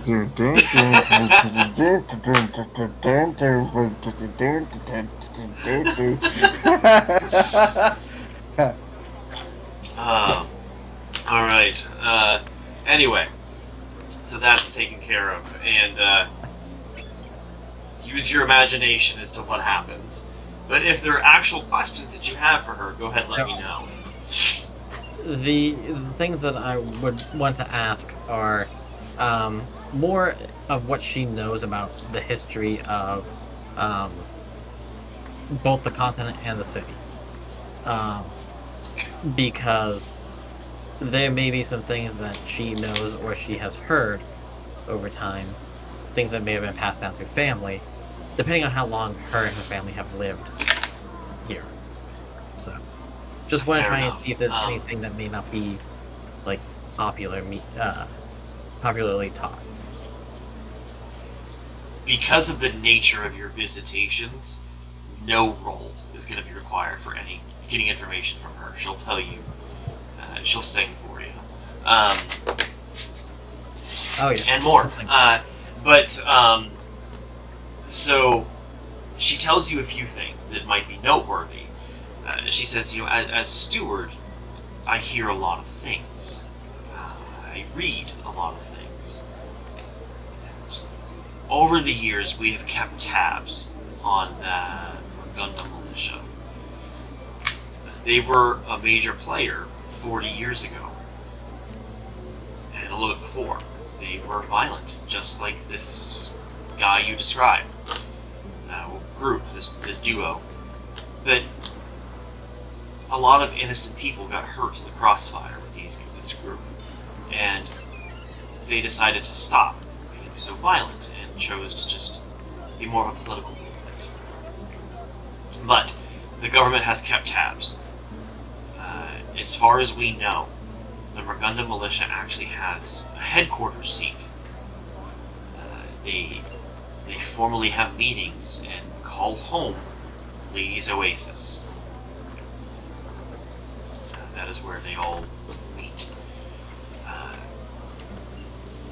But beyond that, they're not seen as a big threat. They're seen more as an annoyance. I do know that the descendants, the family of who was emperor at the time, are still around. They're still nobles. And the current patriarch of that family is also keenly aware of the Murgunda militia and knows of the demand for a public acknowledgement and apology / reparations. But they've been forbidden by Republic, by the the convocation of crowns, the people that meet in Crown Ruler City, the capital. The rulers of the entire Republic, this descendant of the Emperor has been told, do not acknowledge, do not engage. And that's a lot of communication between the prefect here and that family. Because we are ground zero for both the Great War and for this upheaval of Murgunda culture, we've been, constantly questioned about stuff. But so the government's aware of stuff. They're not aware of any offshoot of the Murgunda militia that's dangerous. This is new information. Do you know of them associating with any humans? That's the thing. No. I mean, in terms of just stand there are people that are sympathetic to their cause. People that aren't orcs. People that know or have talked to an orc long enough to understand their version of the history. There are people that are sympathetic. In the Murgunda militia, there are people that aren't orcs. It's mostly orcs, but there are people that exist there that aren't. And so it might not be far outside of the realm to have a human, be part of this. And who knows, it could be a human that is a far descendant of an orc. It could have been someone from their lineage, or someone who's married in. It's... If I recall, you have a half-orc friend. Yes. So people live their lives and do their thing and do each other. It's the world we live in. So it's odd that it is a little odd that a human would be organizing this, but I guess not an impossibility of happenstance. That's really all I had questions about. Cool. All right. Besides that, anything else you have that you wanted to accomplish during your time off? That was pretty much everything. I mean, I wanted to get the meeting, and I wanted to ask some questions about the history, so... Okay. So she tells you to, she does pencil in and officially order a meeting between the city lord and the prefect on the morning you guys are set to leave. I thought it was the You guys morning have before. that. Because we had 2.5 days. Yeah, Oh, no, you have no, the we rest of would the be- day today, Yeah.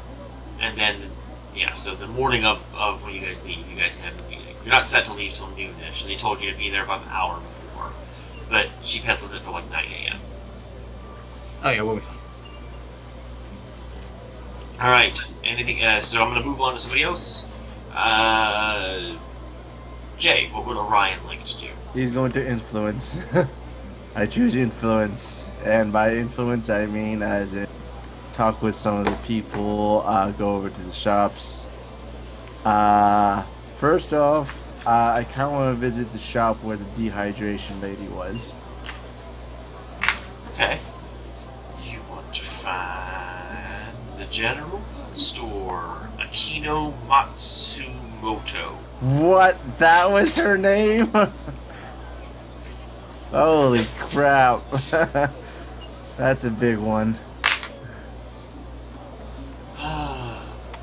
Yes. So the elven lady, so as you make your way to her shop, she still seems a little bit ditzy.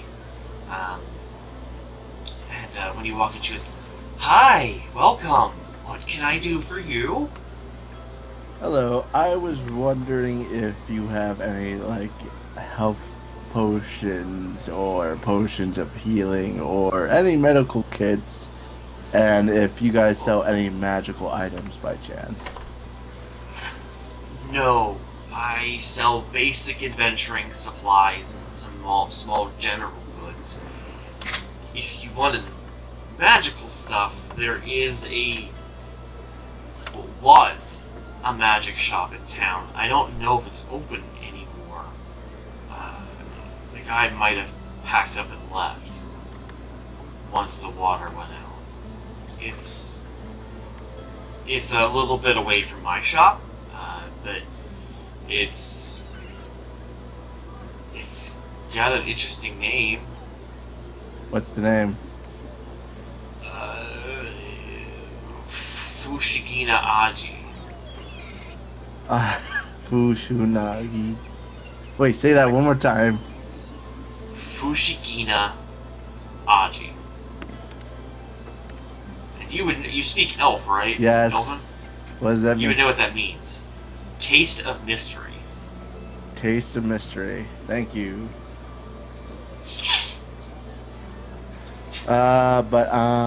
Then I'd like just to buy at least 5 more javelins then, if you have any of that. Javelins. I think I have some javelins. Let me see. Javelins are this type of thing, or this type of... I show her one of my javelins. They look like this.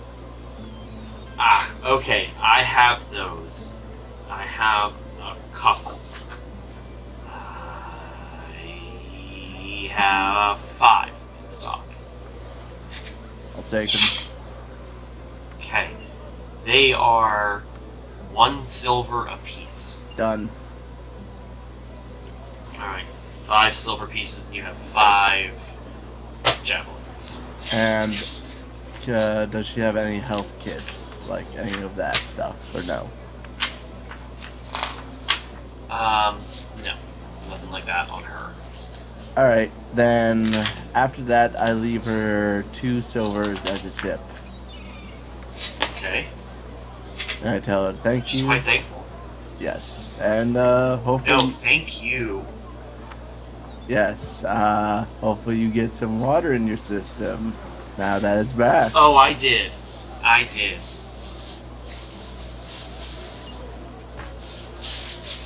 Alright.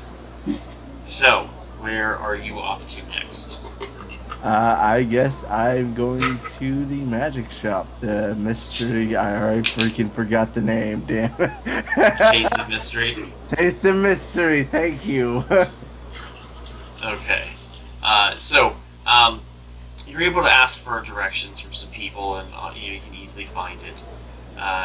This shop looks like it actually was closed, and is now not closed.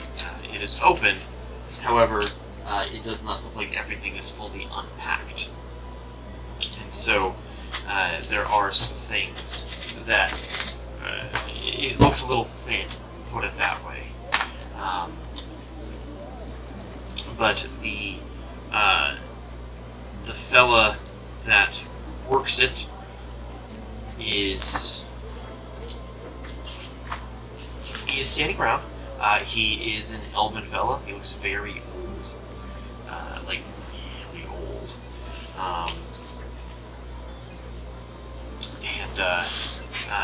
He, as you walk in, you see him tending to the shop and putting some stuff away, unpacking little by little. And he's got very long burgundy robes with gold satin across, and kind of like a. Are we talking about Gandalf the Grey or Dumbledore here? No, not that long. Maybe like down to like mid chest, but very like it's finely oiled and like slicked down, to, like be nice and pretty. And then his hair is pulled up into a very tight bun in the back. And he looks at you and goes, "Can I help you?"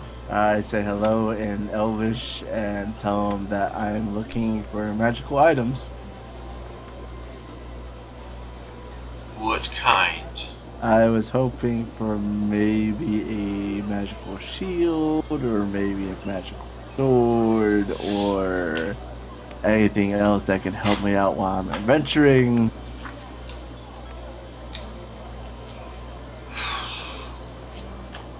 Well, we take a look at you, and he pulls a staff out and starts like poking various parts of your body with it. And he goes, I see. Still wet around the ears. You've got some learning to do. But let me see what I have. You're just going jab, jab, jab, jab.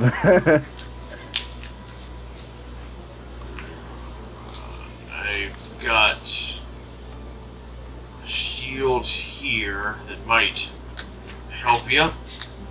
It's called a cold iron shield.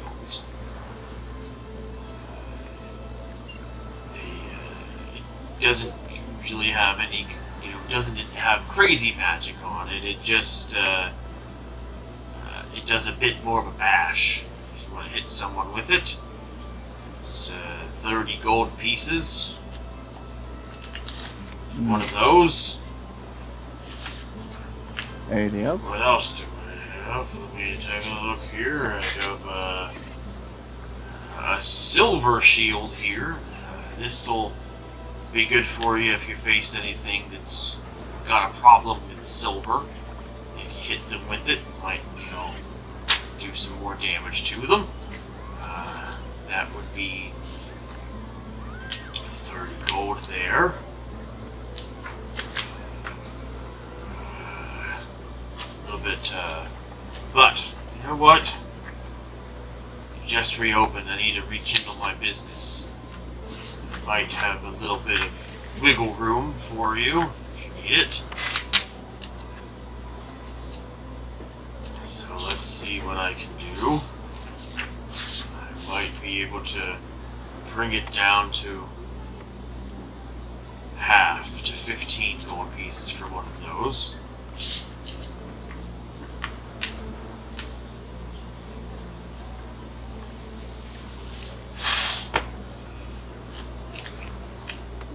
Oh, so half for the silvers here.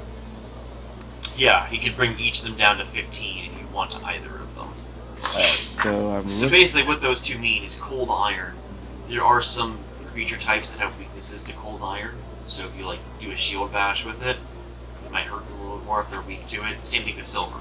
It's, hit certain types of undead or cursed type people or whatever. Silver does bad things to them. So it's mainly used for being offensive. He says to you though, but what you might want to look into is maybe doing some runes on your shield. I don't know if you're up to snuff yet on that. Might be some time, but keep your eye out for runes you might find, and then eventually they can be added to items. Oh, that's cool. So there are added effects to weapons and all that stuff. Yes. Uh, Point of order for you guys, just so you guys all have a heads up. I'm- Magic items obviously exist, but runes are really what you want because they do a lot of cool stuff. gotcha. Can you put runes on magical items more? Yeah. I'll go with the silver shield. Okay. He'll sell it to you for 15 gold pieces. Done. Alright. So, what you have is low-grade silver buckler.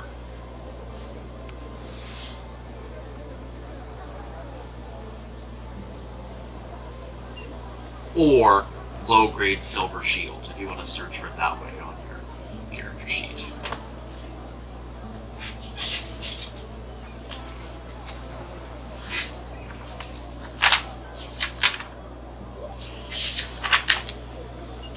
Got it. Okay.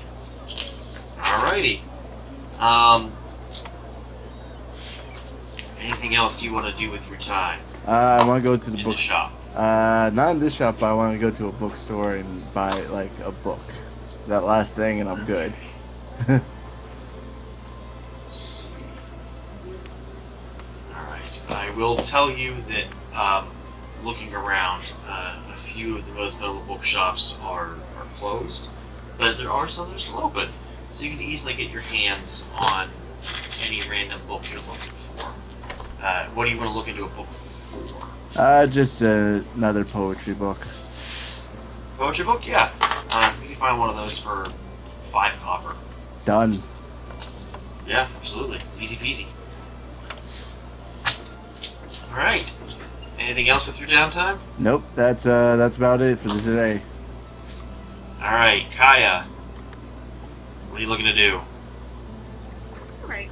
I'm gonna go to the city library. Okay. And Easy peasy. I'm looking and gonna ask for information on planar travel and if there is any record or history of blooms on the continent. Balloons. Bloom, yeah. Okay.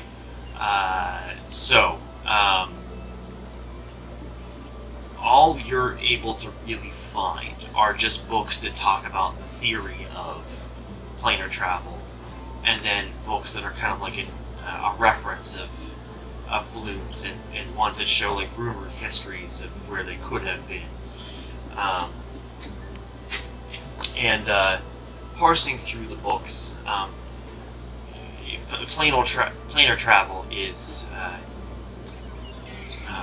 studied very heartily in Ammo City.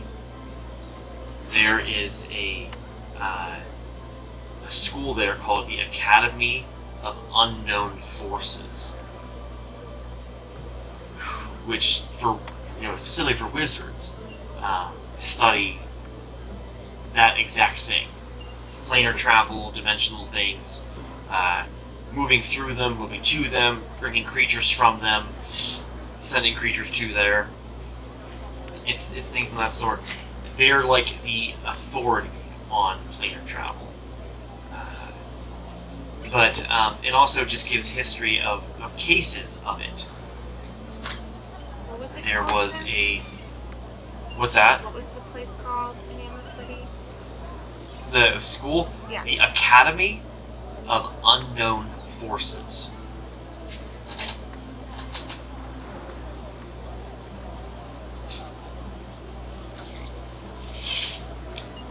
So it lists that as, like, if you want to go to an institution to learn more about it, that's where you should go. But it also just gives stories of people throughout history talking about instances where they've experienced it, whether they've been sent to a place or whether they've seen a portal open, things of that sort. It gives a couple first-hand accounts of the First World, of the Netherworld, of the elemental planes. You even get one person who claims they were in the realm of the dead at one point. Although the author in the book admits they can't substantiate that claim. But the book that you find about balloons is a lot more interesting, because it seems as though it's written by someone who sees it as a passion project of tracking down every rumor they can. And whenever you first open the book, this area right here in the first 2 pages on the binding on the inside is a map, and it's also that way in the back of the book. It's the same map twice, and it is a map of the Republic, of all the continents, and it has dots in places where rumors of balloons were. And it has a C or a U next to all of them. C means it was confirmed either to have once existed or currently exist. U if it is unconfirmed.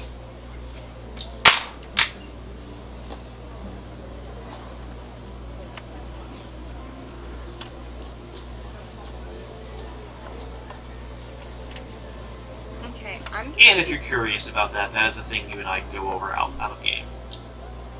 Okay. I'm gonna copy down the map. Yeah. You got all the time in the world, but kind of, so you can kind of make a good approximation of it.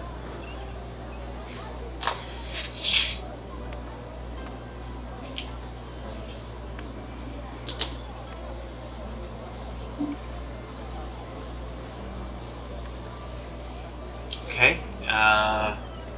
What else would you like to accomplish? Okay. I'm gonna go to the taverns in town. Okay. And I'm gonna ask random people if there were any other odd things that happened around the area other than the water and the monuments thing. Yeah, again, I'm not going to have any rolls for this because this is your downtime. You're given time. So, going around, the only thing people can kind of weirdly agree on is that it's odd that a lot of people were so willing to leave so quickly. That it seems like, oh, there's these problems going on. Well, better up and get the heck out of here. With not really much thought. Obviously, there are people that don't think that way, but there's a huge amount that did. Because as you guys have seen, this city's pretty empty, and these problems haven't been going on for a crazy long time. Maybe a month total. Which in the calendar here, a month is only 20 days. So it's just odd that people were able and willing to just drop everything and go. And no one has any reasoning as to why they think that is. They're just all pointing out, like, yeah, Joe from down the street, he just one day told me, I'm out of here, and that was it. I went to his house and all of his food was still on the table. It was just like he just left. It's weird. Things like that. But other than that, nothing really completely out of the ordinary.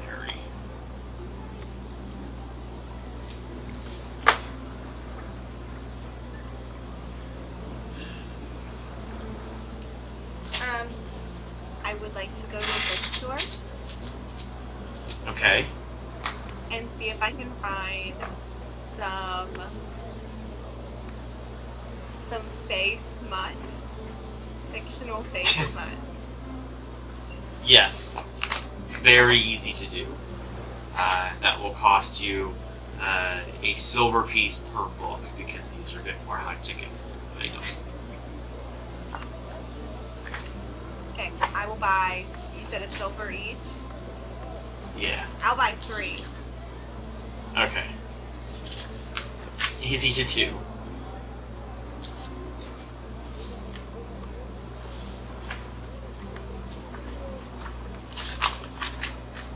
Okay. Okay. And then I want to go to not the Crazy Lady's general goods store, but another store to buy some lanterns. Okay. There is another general goods store around.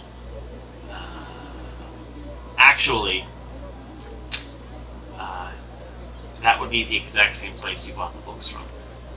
Sees general goods and books, and it's an orc who runs the shop. Chi-Chi's Everyday Goods. And, well, she's a half orc. She's half orc, half elven.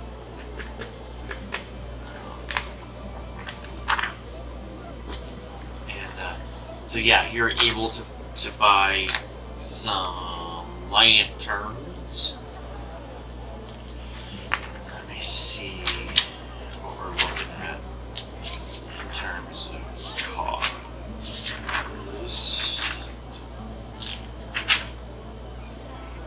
Lantern. Hooded or bullseye?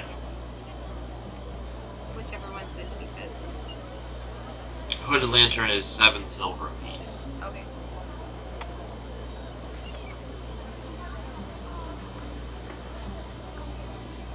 This shopkeep's not crazy, so she actually keeps your prices pretty well kept.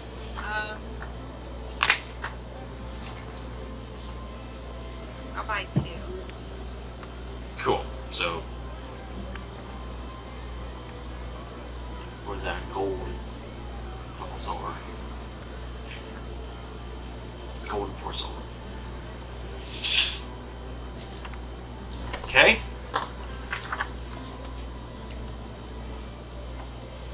Okay. And then I just want to find a couple old people and ask them if they would tell me one important story from their life. One important story. Yeah. You can find an older couple. They say they have lived in Syota their entire lives. And they say there's nothing more beautiful than simplicity. They both grew up doing simple jobs. They had simple education. They met during a work event. They both worked for the same distillery when they were younger.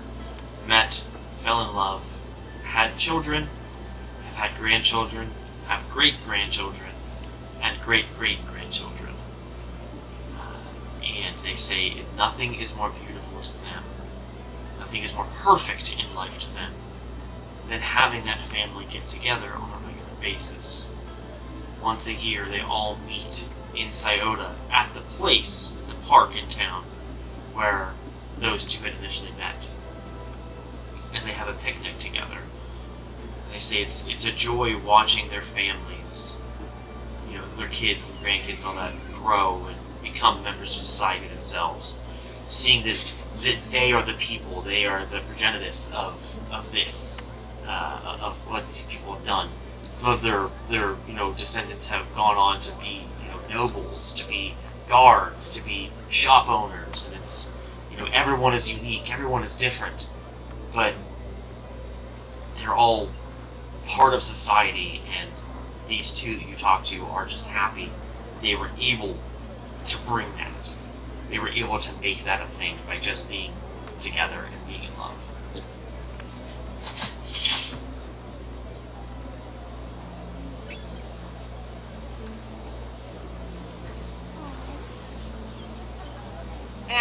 that, I'll sit down and I'll open my letter and I'll read it.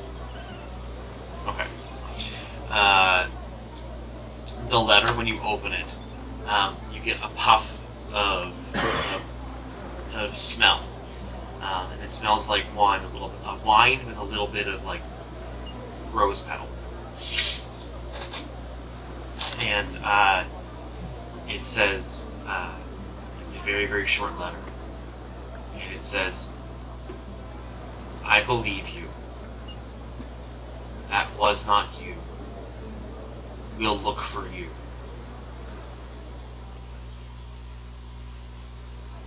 And it's at the very bottom is a big gigantic heart.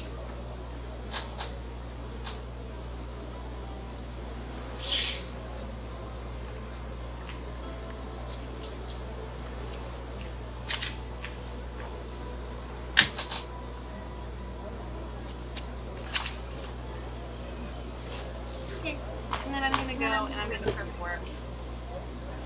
Okay, cool. Yeah, I'm gonna move things along. I'm not gonna give you any rolls. Not necessary. You get 2 silver pieces per night. So 4. 4 silver pieces.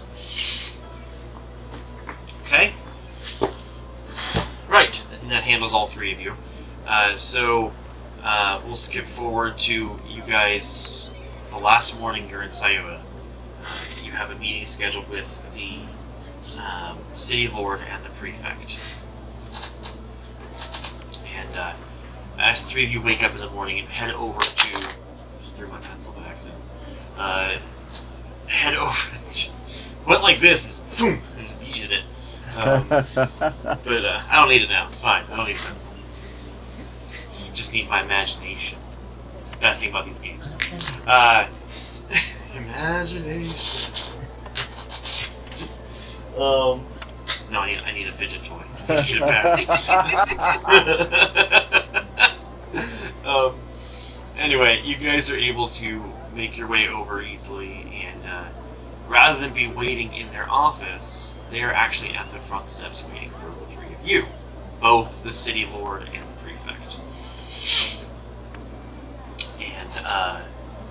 And they greet you all, and Jillian is with them. She has a notebook with her just in case there's any notes that need taken. And they say, 3 of you again. Well, the city lord will be the first address. 3 of you again. It's nice to see all of you. What can we do for you? Well, with everything that has occurred here, we just wanted to, again, thank you for helping us out through our stay and on our way to where we're our next stop, but also wanted to go over some things that we had found out. I know the courts have decided, but just wanted to make sure nothing was left out, and if there's any more information that you might be able to give us in case we run into any other challenges on our journey. Let us walk. And walk and talk. And they start walking, and the prefect speaks up and she says, what information did you find? We found that the orcs are not working completely alone, that there is somebody who is manipulating or possibly causing them to do more. Human? Magically influencing them. Potentially. What makes you Likely. think that? Well, the orc that was captured and sentenced, when we asked him about where she first, this woman Margaret first found them, he said he couldn't remember. And he didn't know why he couldn't remember right now. And he says that they don't have a meeting spot, she just finds him. Did they have him take a truth Yes. potion? He That did is mention concerning. Albany, but Albany. nothing more specific. They said they were sailors first. And then they met her. And then they started doing what they were doing. Right. You three are all heading to Albany. Your ship is chartered for Bookend. We are aware of a lot of talk within the militia, and we are publicly stating that we do not think that these two are connected to that group. We don't want tensions to boil. However, privately, we believe they're somehow connected. It's too coincidental that two groups have the same goals in mind, just different ways of bringing them about. Mr. Thane, no disrespect whatsoever. Please understand. We know you are an orc as well, at least half. We mean no disrespect to you or any other orc. We wish all peoples well. Please do believe us on that front. But if we were to make a statement, we believe that this ne'er-do-well was connected in any way, shape, or form that could lead to problems. But privately, giving your information, we are investigating this, and we have a favor. We've only just gotten to know each other these last couple of days you've been in our town, and you have no reason to do anything for us. You had no reason to do anything for us before either, but you still did, so we hope that you might have the same grace. You are heading to Alderney. Might you look into this on a down-low type arrangement? I believe we. In exchange, there is something in the city that we can do for you right now, but we won't tell you what that is unless we have your word you can do it. We can look into this, get more information. I mean, we are involved now as well. So. And Mr. Thane, your thoughts? I agree, but we also have to keep an open mind. If we find out to the point where the Maganda militia actually does not have anything, we should come to clear about that as well. This could be it where it's just someone else trying to pull the strings and just trying to go for a bigger game than what it is. But we don't have all the facts as of now, so we can't make any declarations. We should be looking for peace, not blaming. Peace is preferable. Now on to what we can do for you. Someone has arrived in town this morning. Someone by the name of Jean. Jean Caranthine.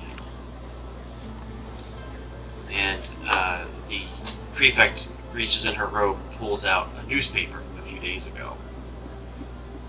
It says, "Interesting read, the newspaper." Have you read the paper?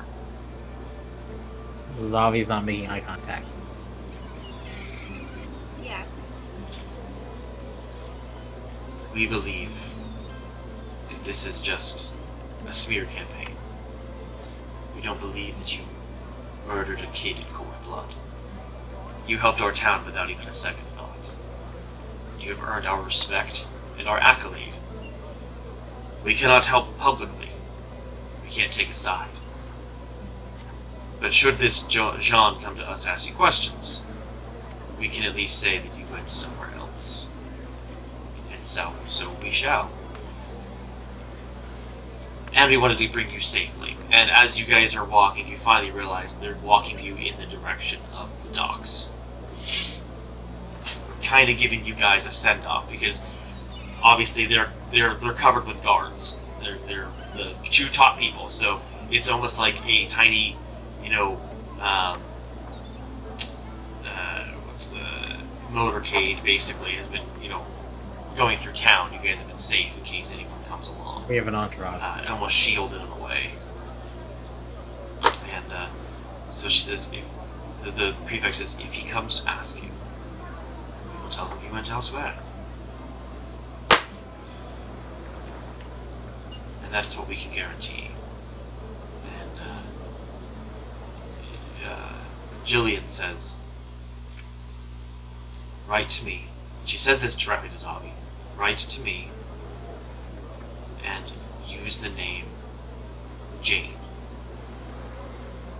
And I will know it is you. Do not use your name when you write to me. And she gives you directions on how to send stuff directly to her through the postage system, which is easy to do. Okay? Now, if there's any questions from the rest of you, I think you guys have a boat to catch. One thing that I will just mention, with everything that seemed to be going on with the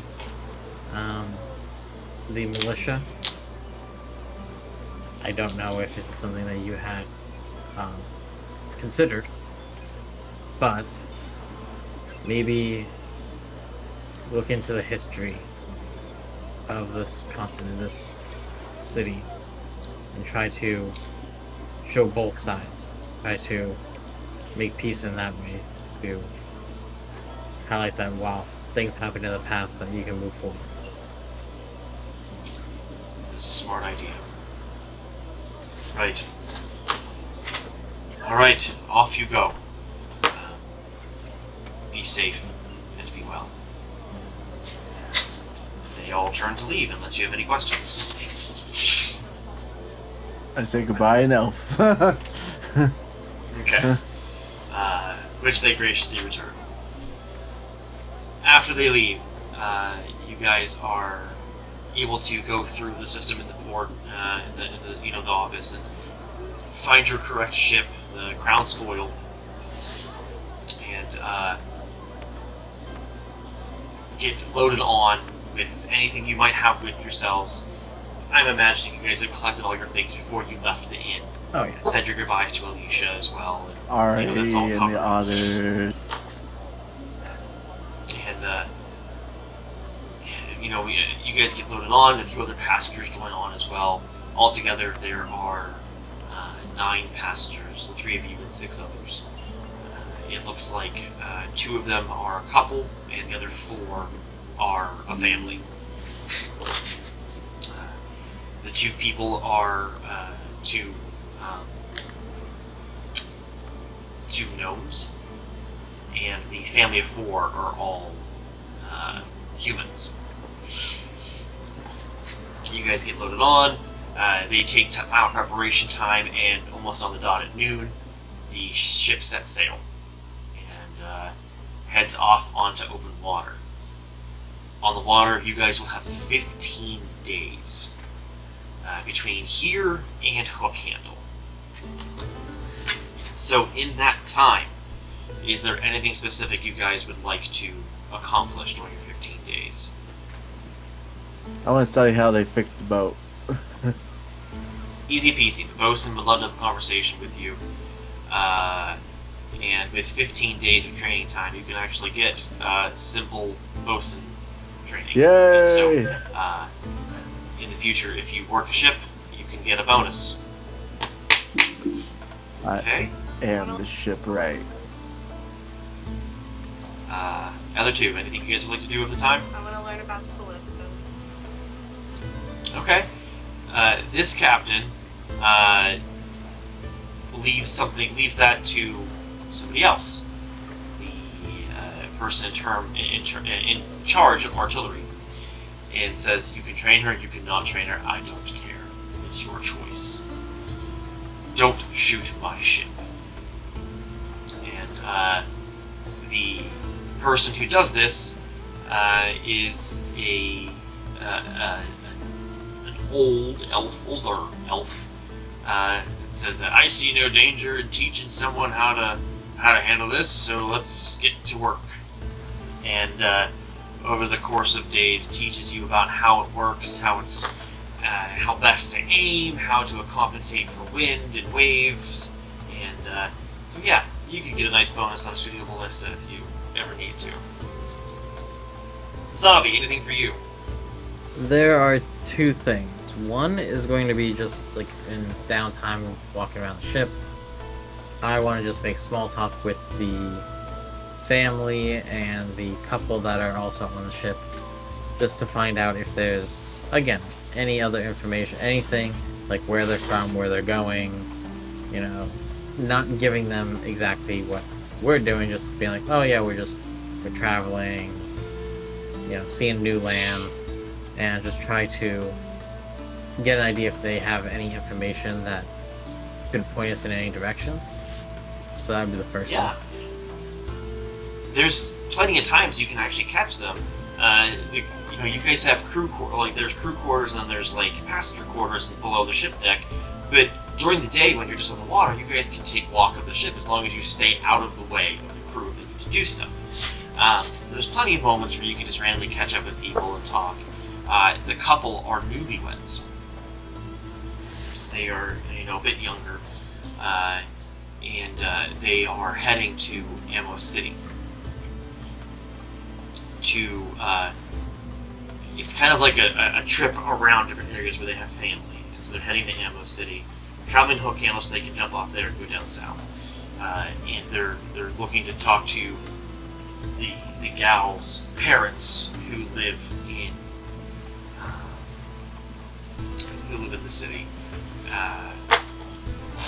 The family, they had lived in Syota, and they did not, even though the water's back, they still believe it's going to be a long time before it's back to normal. And so they want to they already had a lead on some new work. A farm has come up for sale on the road going towards Dark Manor in Alderney, and so they just want to take the opportunity and move in and work the land. They never had a farm before, but this is their chance to try it. And so that's what they're up to. And while you're doing this, and while you're talking, a few of the crew get engaged as well. The crew, they tell stories of, we love talking to people. We see passengers all the time. We are a passenger ship, and we like to hear people's stories. One of them ends up asking you, you've been asking these other passengers about where their story is. What's your story? And this person that does it is another Venara.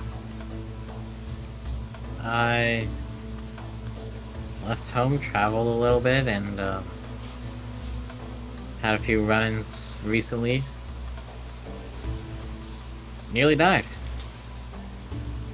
And I just figured, there's no time like the present. I just gotta keep moving forward, find new places, maybe also go back and visit my family. It's been a couple of years. Just kind of moving on, hearing stories, trying to bring smiles to people's faces. All right. I like hearing it. I like hearing people's stories. That's what the Venara says. I keep it loose, but I give some vague details of run-ins at a bar, stumbling into places I shouldn't have been and talking my way out, kind of thing. Nothing crazy, kind of embellishing some stories. So. Okay. What's the other thing you want to accomplish? You said you want to talk to people.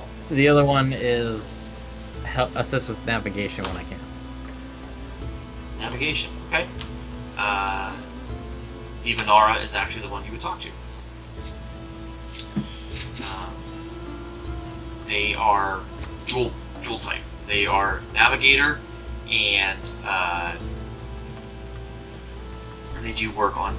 They help with the bosun to fix sails because they can climb. Yeah. And one night, while looking at navigation equipment, the Benara ends up asking me a question. It says, "What are you running from? What do And you where mean? are you running to?" What do you mean, what am I running from? I've been around the block a number of years, and I know when someone's running from something and towards something. Why are you going to Hook Handle? I didn't feel safe where I was. You and your friends got into trouble together. You're running together.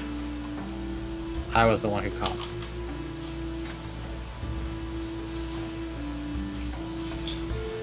How about I tell you my origin? If you promise to tell me the whole story. Knowing that you can trust me. It depends. Do you want the story from the very beginning? Whatever's making you guys run. Because I feel like I can help you. I'm from Okano. Lived there all my life until I started sailing. Sounds like you're going to Hokkaido for something specific. I think we can make a deal here. I grew up in Hokkaido, and I wasn't a very good person. I stole when I had to. Didn't really care. You know, you gotta live the life you gotta live. One day, parents died. You know, left me nothing. They didn't have anything themselves. So I wandered the streets a bit. You know, picking up odds and ends when I could, stealing when I could. Heard about this fancy party in this park. And I decided to go and get some food. Because it's an outdoor party. It should be free, right? No, it wasn't free. It was a gala for the city lord, the new city lord. And I was arrested, and the new city lord was running on a anti-theft agenda. And I was gonna throw the book at me, hard. So I ran. Jumped on the first ship that I could. Happened to be this ship. And I've been seeking a way of escaping this ever since. That was 2 years ago. Actually, maybe not even 2 years ago. Maybe about a year ago. This new city lord, that's still the city lord there, cheated to get that seat. They beat some woman who was running from town. She used to be the steward.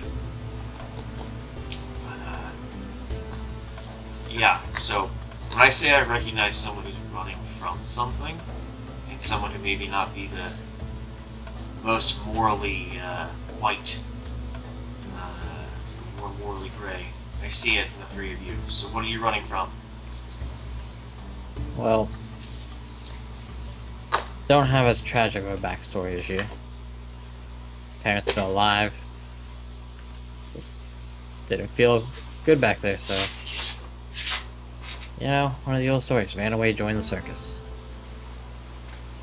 I'm sure you've probably heard the news of what's happened, especially involving a circus in town. A little Which north. town? Blanking. I actually literally blanked on the town. Aldenary. Aldenair. Yeah. Yeah. I've heard. That is being pinned on us. We were just working with the circus. I get it. And so... got word that... well, overheard that one of the people who picked us out, probably because I wasn't really the most reputable person to deal with in the circus. You know, I didn't need to, but I pickpocketed here and there, you know. Took what I needed to from people who didn't need it anymore. Yeah. I heard word that one of them was heading to Hook Handle. We got out of there. We went down to Syota, and somehow managed to find our way onto this boat. So, Respect that. Keep that to yourself. Tell no one else about this. When we get to Hook Handle, I don't usually leave the ship. But when we get there, talk to me again. And I'll tell you who to talk to find some seedy information in town. I appreciate that. Absolutely. And he takes his leave. If you ever go to Tree Shade, talk to the Advani family. Will do. They may be able to help you, and you may fit in there a little bit more.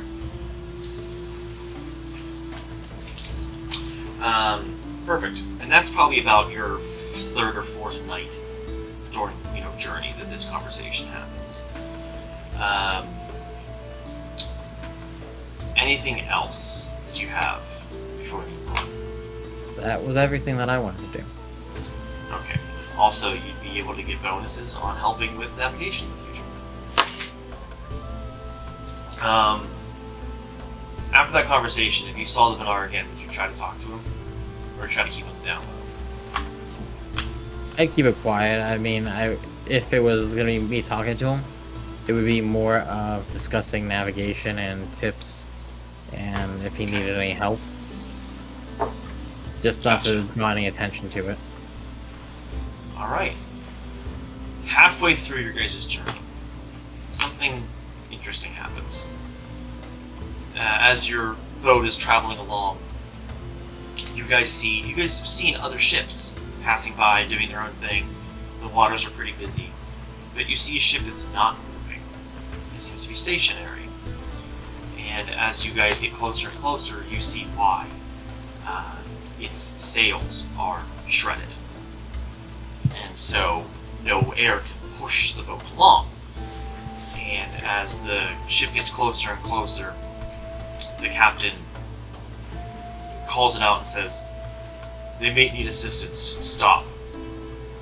And the ship pulls up against the other ship, and you can see that there are still people on it. They look a little bit ragged. Not bad, just like a little frazzled. And the captain calls over to the other ship and says, "Are you all right?" And one of the sailors in the ship says, "No. Our sails are wrecked. Some flying beasts attacked our ship in the night. 2 nights ago. We've been drifting since. Why haven't you repaired them? We don't have enough material. We lost some in the attack." And so the captain brings up the Venara that you had spoken with and says, "Do we have enough to give them extra while having some for ourselves?" And he says, "Yeah, we have enough." "Fair enough. Go give them some." And they put a plank between the two of them, connect the boats, and they tie them off, and the Venara heads below deck, grabs a bunch of supplies, and heads over to the ship. And some time passes, and the gangplank eventually gets taken down. And something interesting, would you guys have stayed on top of the deck during this whole entire interaction?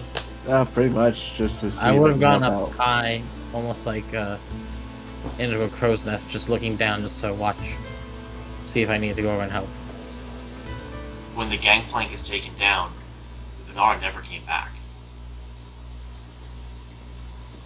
And as the ship begins to pull away, after thank yous are yelled, the Venara comes from below deck on your ship. You can also see the Venara on the deck of the other ship.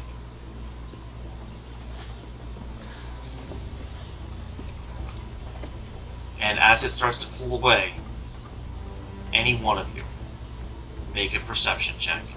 Zavi, you get a circumstance bonus of 2.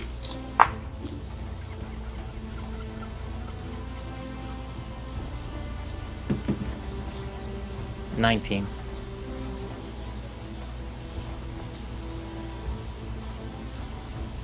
16. I unfortunately only have a 12. It's okay. I rolled low.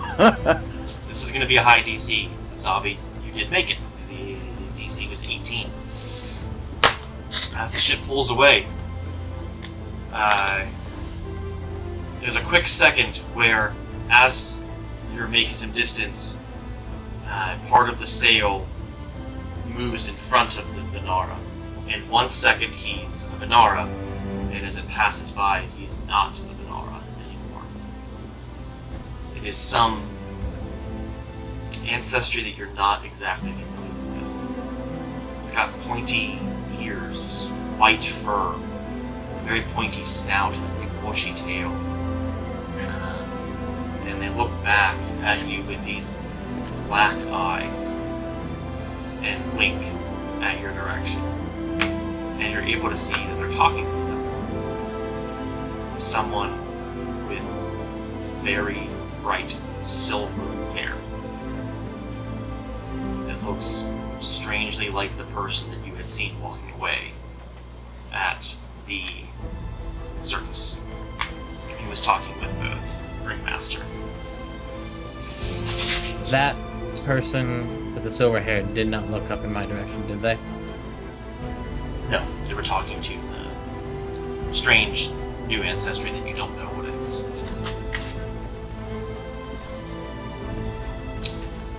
And you can hear the captain say, "Put some distance between us. I want nothing to do with that ship." And if questioned, he will tell you why. I am first going to go back down to the Venara that came back up on our ship. Yeah. You said that he was back on our ship, right? He came up from below deck. So the Yeah. Vidar that went across with the patch kit for sails stayed there. The other one came up from below. Who was that? Who was who? The one who took the material over.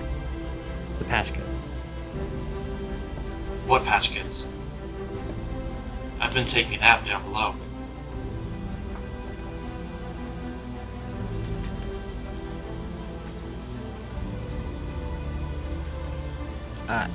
Sir, are you okay?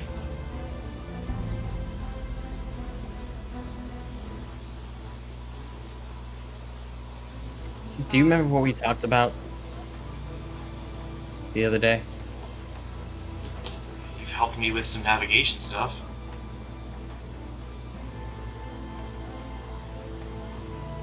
Out above the table. This is when he realized he fucked up. Oh, yeah. Oh, yeah, there goes the eyebrows that Brent is giving right now. Son of a bitch. Nope. Where was I this guy had hiding? I had the same feeling when I was first talking to them. But I let my guard down. So a long snout, white fur, and a bushy tail. Looks very much like a fox just standing up on its hind legs. Oh! Oh, that sucks, man. You got outfoxed. Oh. The fox says to the monkey, why not give me 2 instead of 1? As you guys pull away, the Venara does look over at the ship, kind of questioningly, and say, "They didn't attack us, did they? No. I don't want anything to do with that ship." Oh. Do you know that ship? I need to see that ship. I need Yeah, to. I need that's to. The ship has a reputation. It's called the Platinum Sail.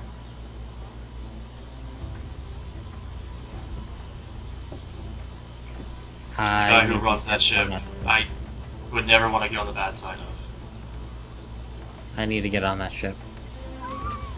He's a guy named Sven.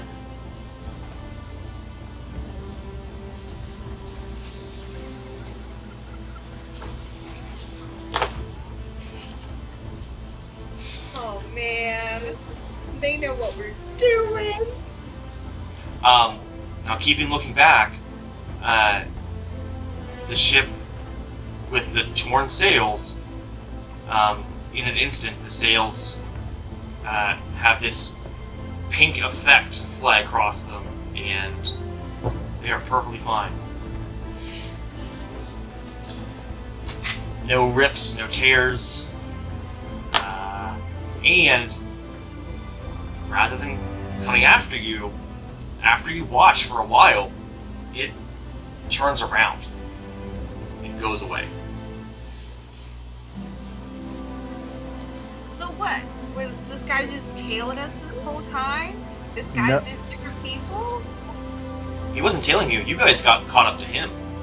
Above, all right. So above table, he was probably on his way out, but was probably taking care of something, and was just like, "Oh crap, there's civilians coming our way. Let's just look like a normal wrecked ship." And or that ship was supposed to meet that one guy. That's how Sven gets his information.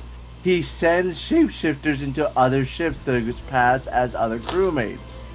That way he keeps a leg up on the competition, so he can go from land to land and sea to sea. That's how he keeps track of everyone. We just got unlucky enough that it was on the boat we were on.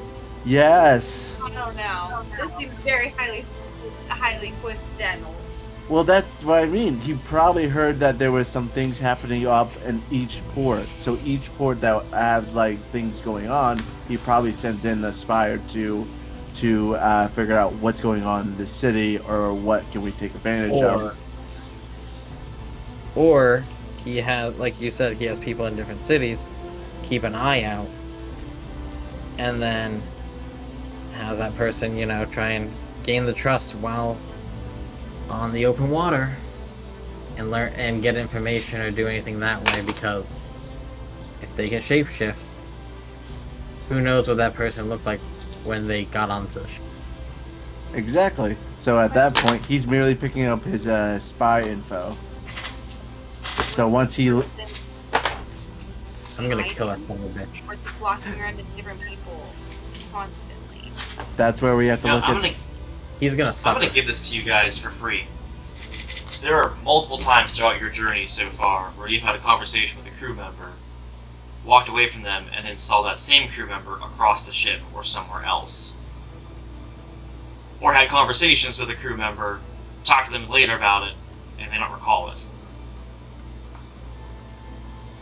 Oh, that's right. You guys kept on speaking to a lot of people. I just kept on fixing the ships. I barely talked to anyone. Oh, that's so bad. So this person was impersonating everyone at some point. That's a bold hit. You guys got Right. played. Oh my god. I didn't talk to anybody on the ship. I was just working on the book artillery and reading my smutty book. Well, No, the- Zavi failed the secret check that I did to see if you'd be the unlucky one to get coerced. All three of you had a chance to be the one that they try to catch information from. Zavi, you got it. Oh, Zavi's pissed. I can tell. Zavi would be freaking like, son of a bitch. It's a good thing that level Right. 2 is here soon, because I know what my guy's gonna be doing now. He now has a nemesis. It's the perfectly. fox. The one feat just fits so perfectly now that he's. No, this is just spy versus spy at this point. He is the black spy. That is the white spy. Oh man, you told him about your family too. He's gonna go like impersonate you down at your family. Here's the Oh problem. yeah. They already knew what my family was. being part of the circuits, my last Yeah. name, it was already known. All right, but the rest of your journey on the water is without a hitch. You guys see numerous sea life as you guys travel along. You see some. You actually do end up catching some merfolk and Athmaru that swim by every once in a while and say hello. Hello. You see some random fish and whatnot. But then on the 15th day, near the end of the evening, you guys finally catch land. And as the sun decides, finally sets, you pull into the port at Hookhandle. And you are now in Alderney, at your destination, in which a whole new set of adventures is come. And with that, you guys are officially leveled up to level 2. Woo! Brad, you seem so esteemed. Oh my god! I want to take this level 2 and just stab the fox with it. No, the skill feat that I'm taking on level 2 is called Dirty Trick. Ah! It was Okay. either I take Dirty Trick or Lie to Me. I might switch it to Lie to Me. Right.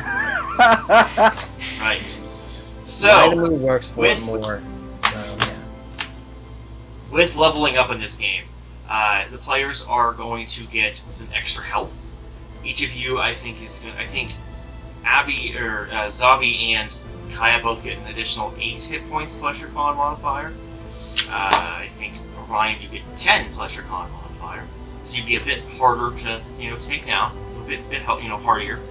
You guys will also have all of your skills and your weapon attack rolls and your saving throws get a little bonus to it equal to your level. I think your AC will go up as well in terms of bonus to your level. All of you will also pick a class feat related to one of your classes. You'll also get a skill feat that you can pick. And I think Zabi is different. I think you also get a skill increase because Yep. Rogue gets a little bit extra. The two of you get a skill feat and a class feat. So we will go over what you guys pick on our leisure time. I'm not gonna make you guys sit through all that. But starting next session, you guys will be in level 2, and I think with that, we can go ahead and end the session. I think this is a good time to end. This is a perfect moment. You guys have finished your arc in Soriko and are now set to begin a new arc. And we're glad to have all of you guys join with us. So, with the end of that arc of our adventure, thank you all so much for watching with us. Thank you for subscribing if you are a subscriber, and if you aren't one, please become one. We hope you would like it, what we have to offer. And we hope to see you guys next time with some more stuff. And remember from the beginning of the episode when I said next week will be a bit different. Something new and interesting is going to happen. And we're all pretty excited about it, so we'll see you guys next week. Anything else to add? Come back as well to see what happens next time, but also see what Zabi falls for next time. Or see if Zabi falls again. Or see if Kaya can get the alphabet down from A to H to K, wherever she gets. Alright, everyone, please don't forget to like and subscribe, leave us a comment, and ring the bell so you can be notified whenever we put out a new video. But go have a great night, and we'll see you guys next time. Take care, everyone!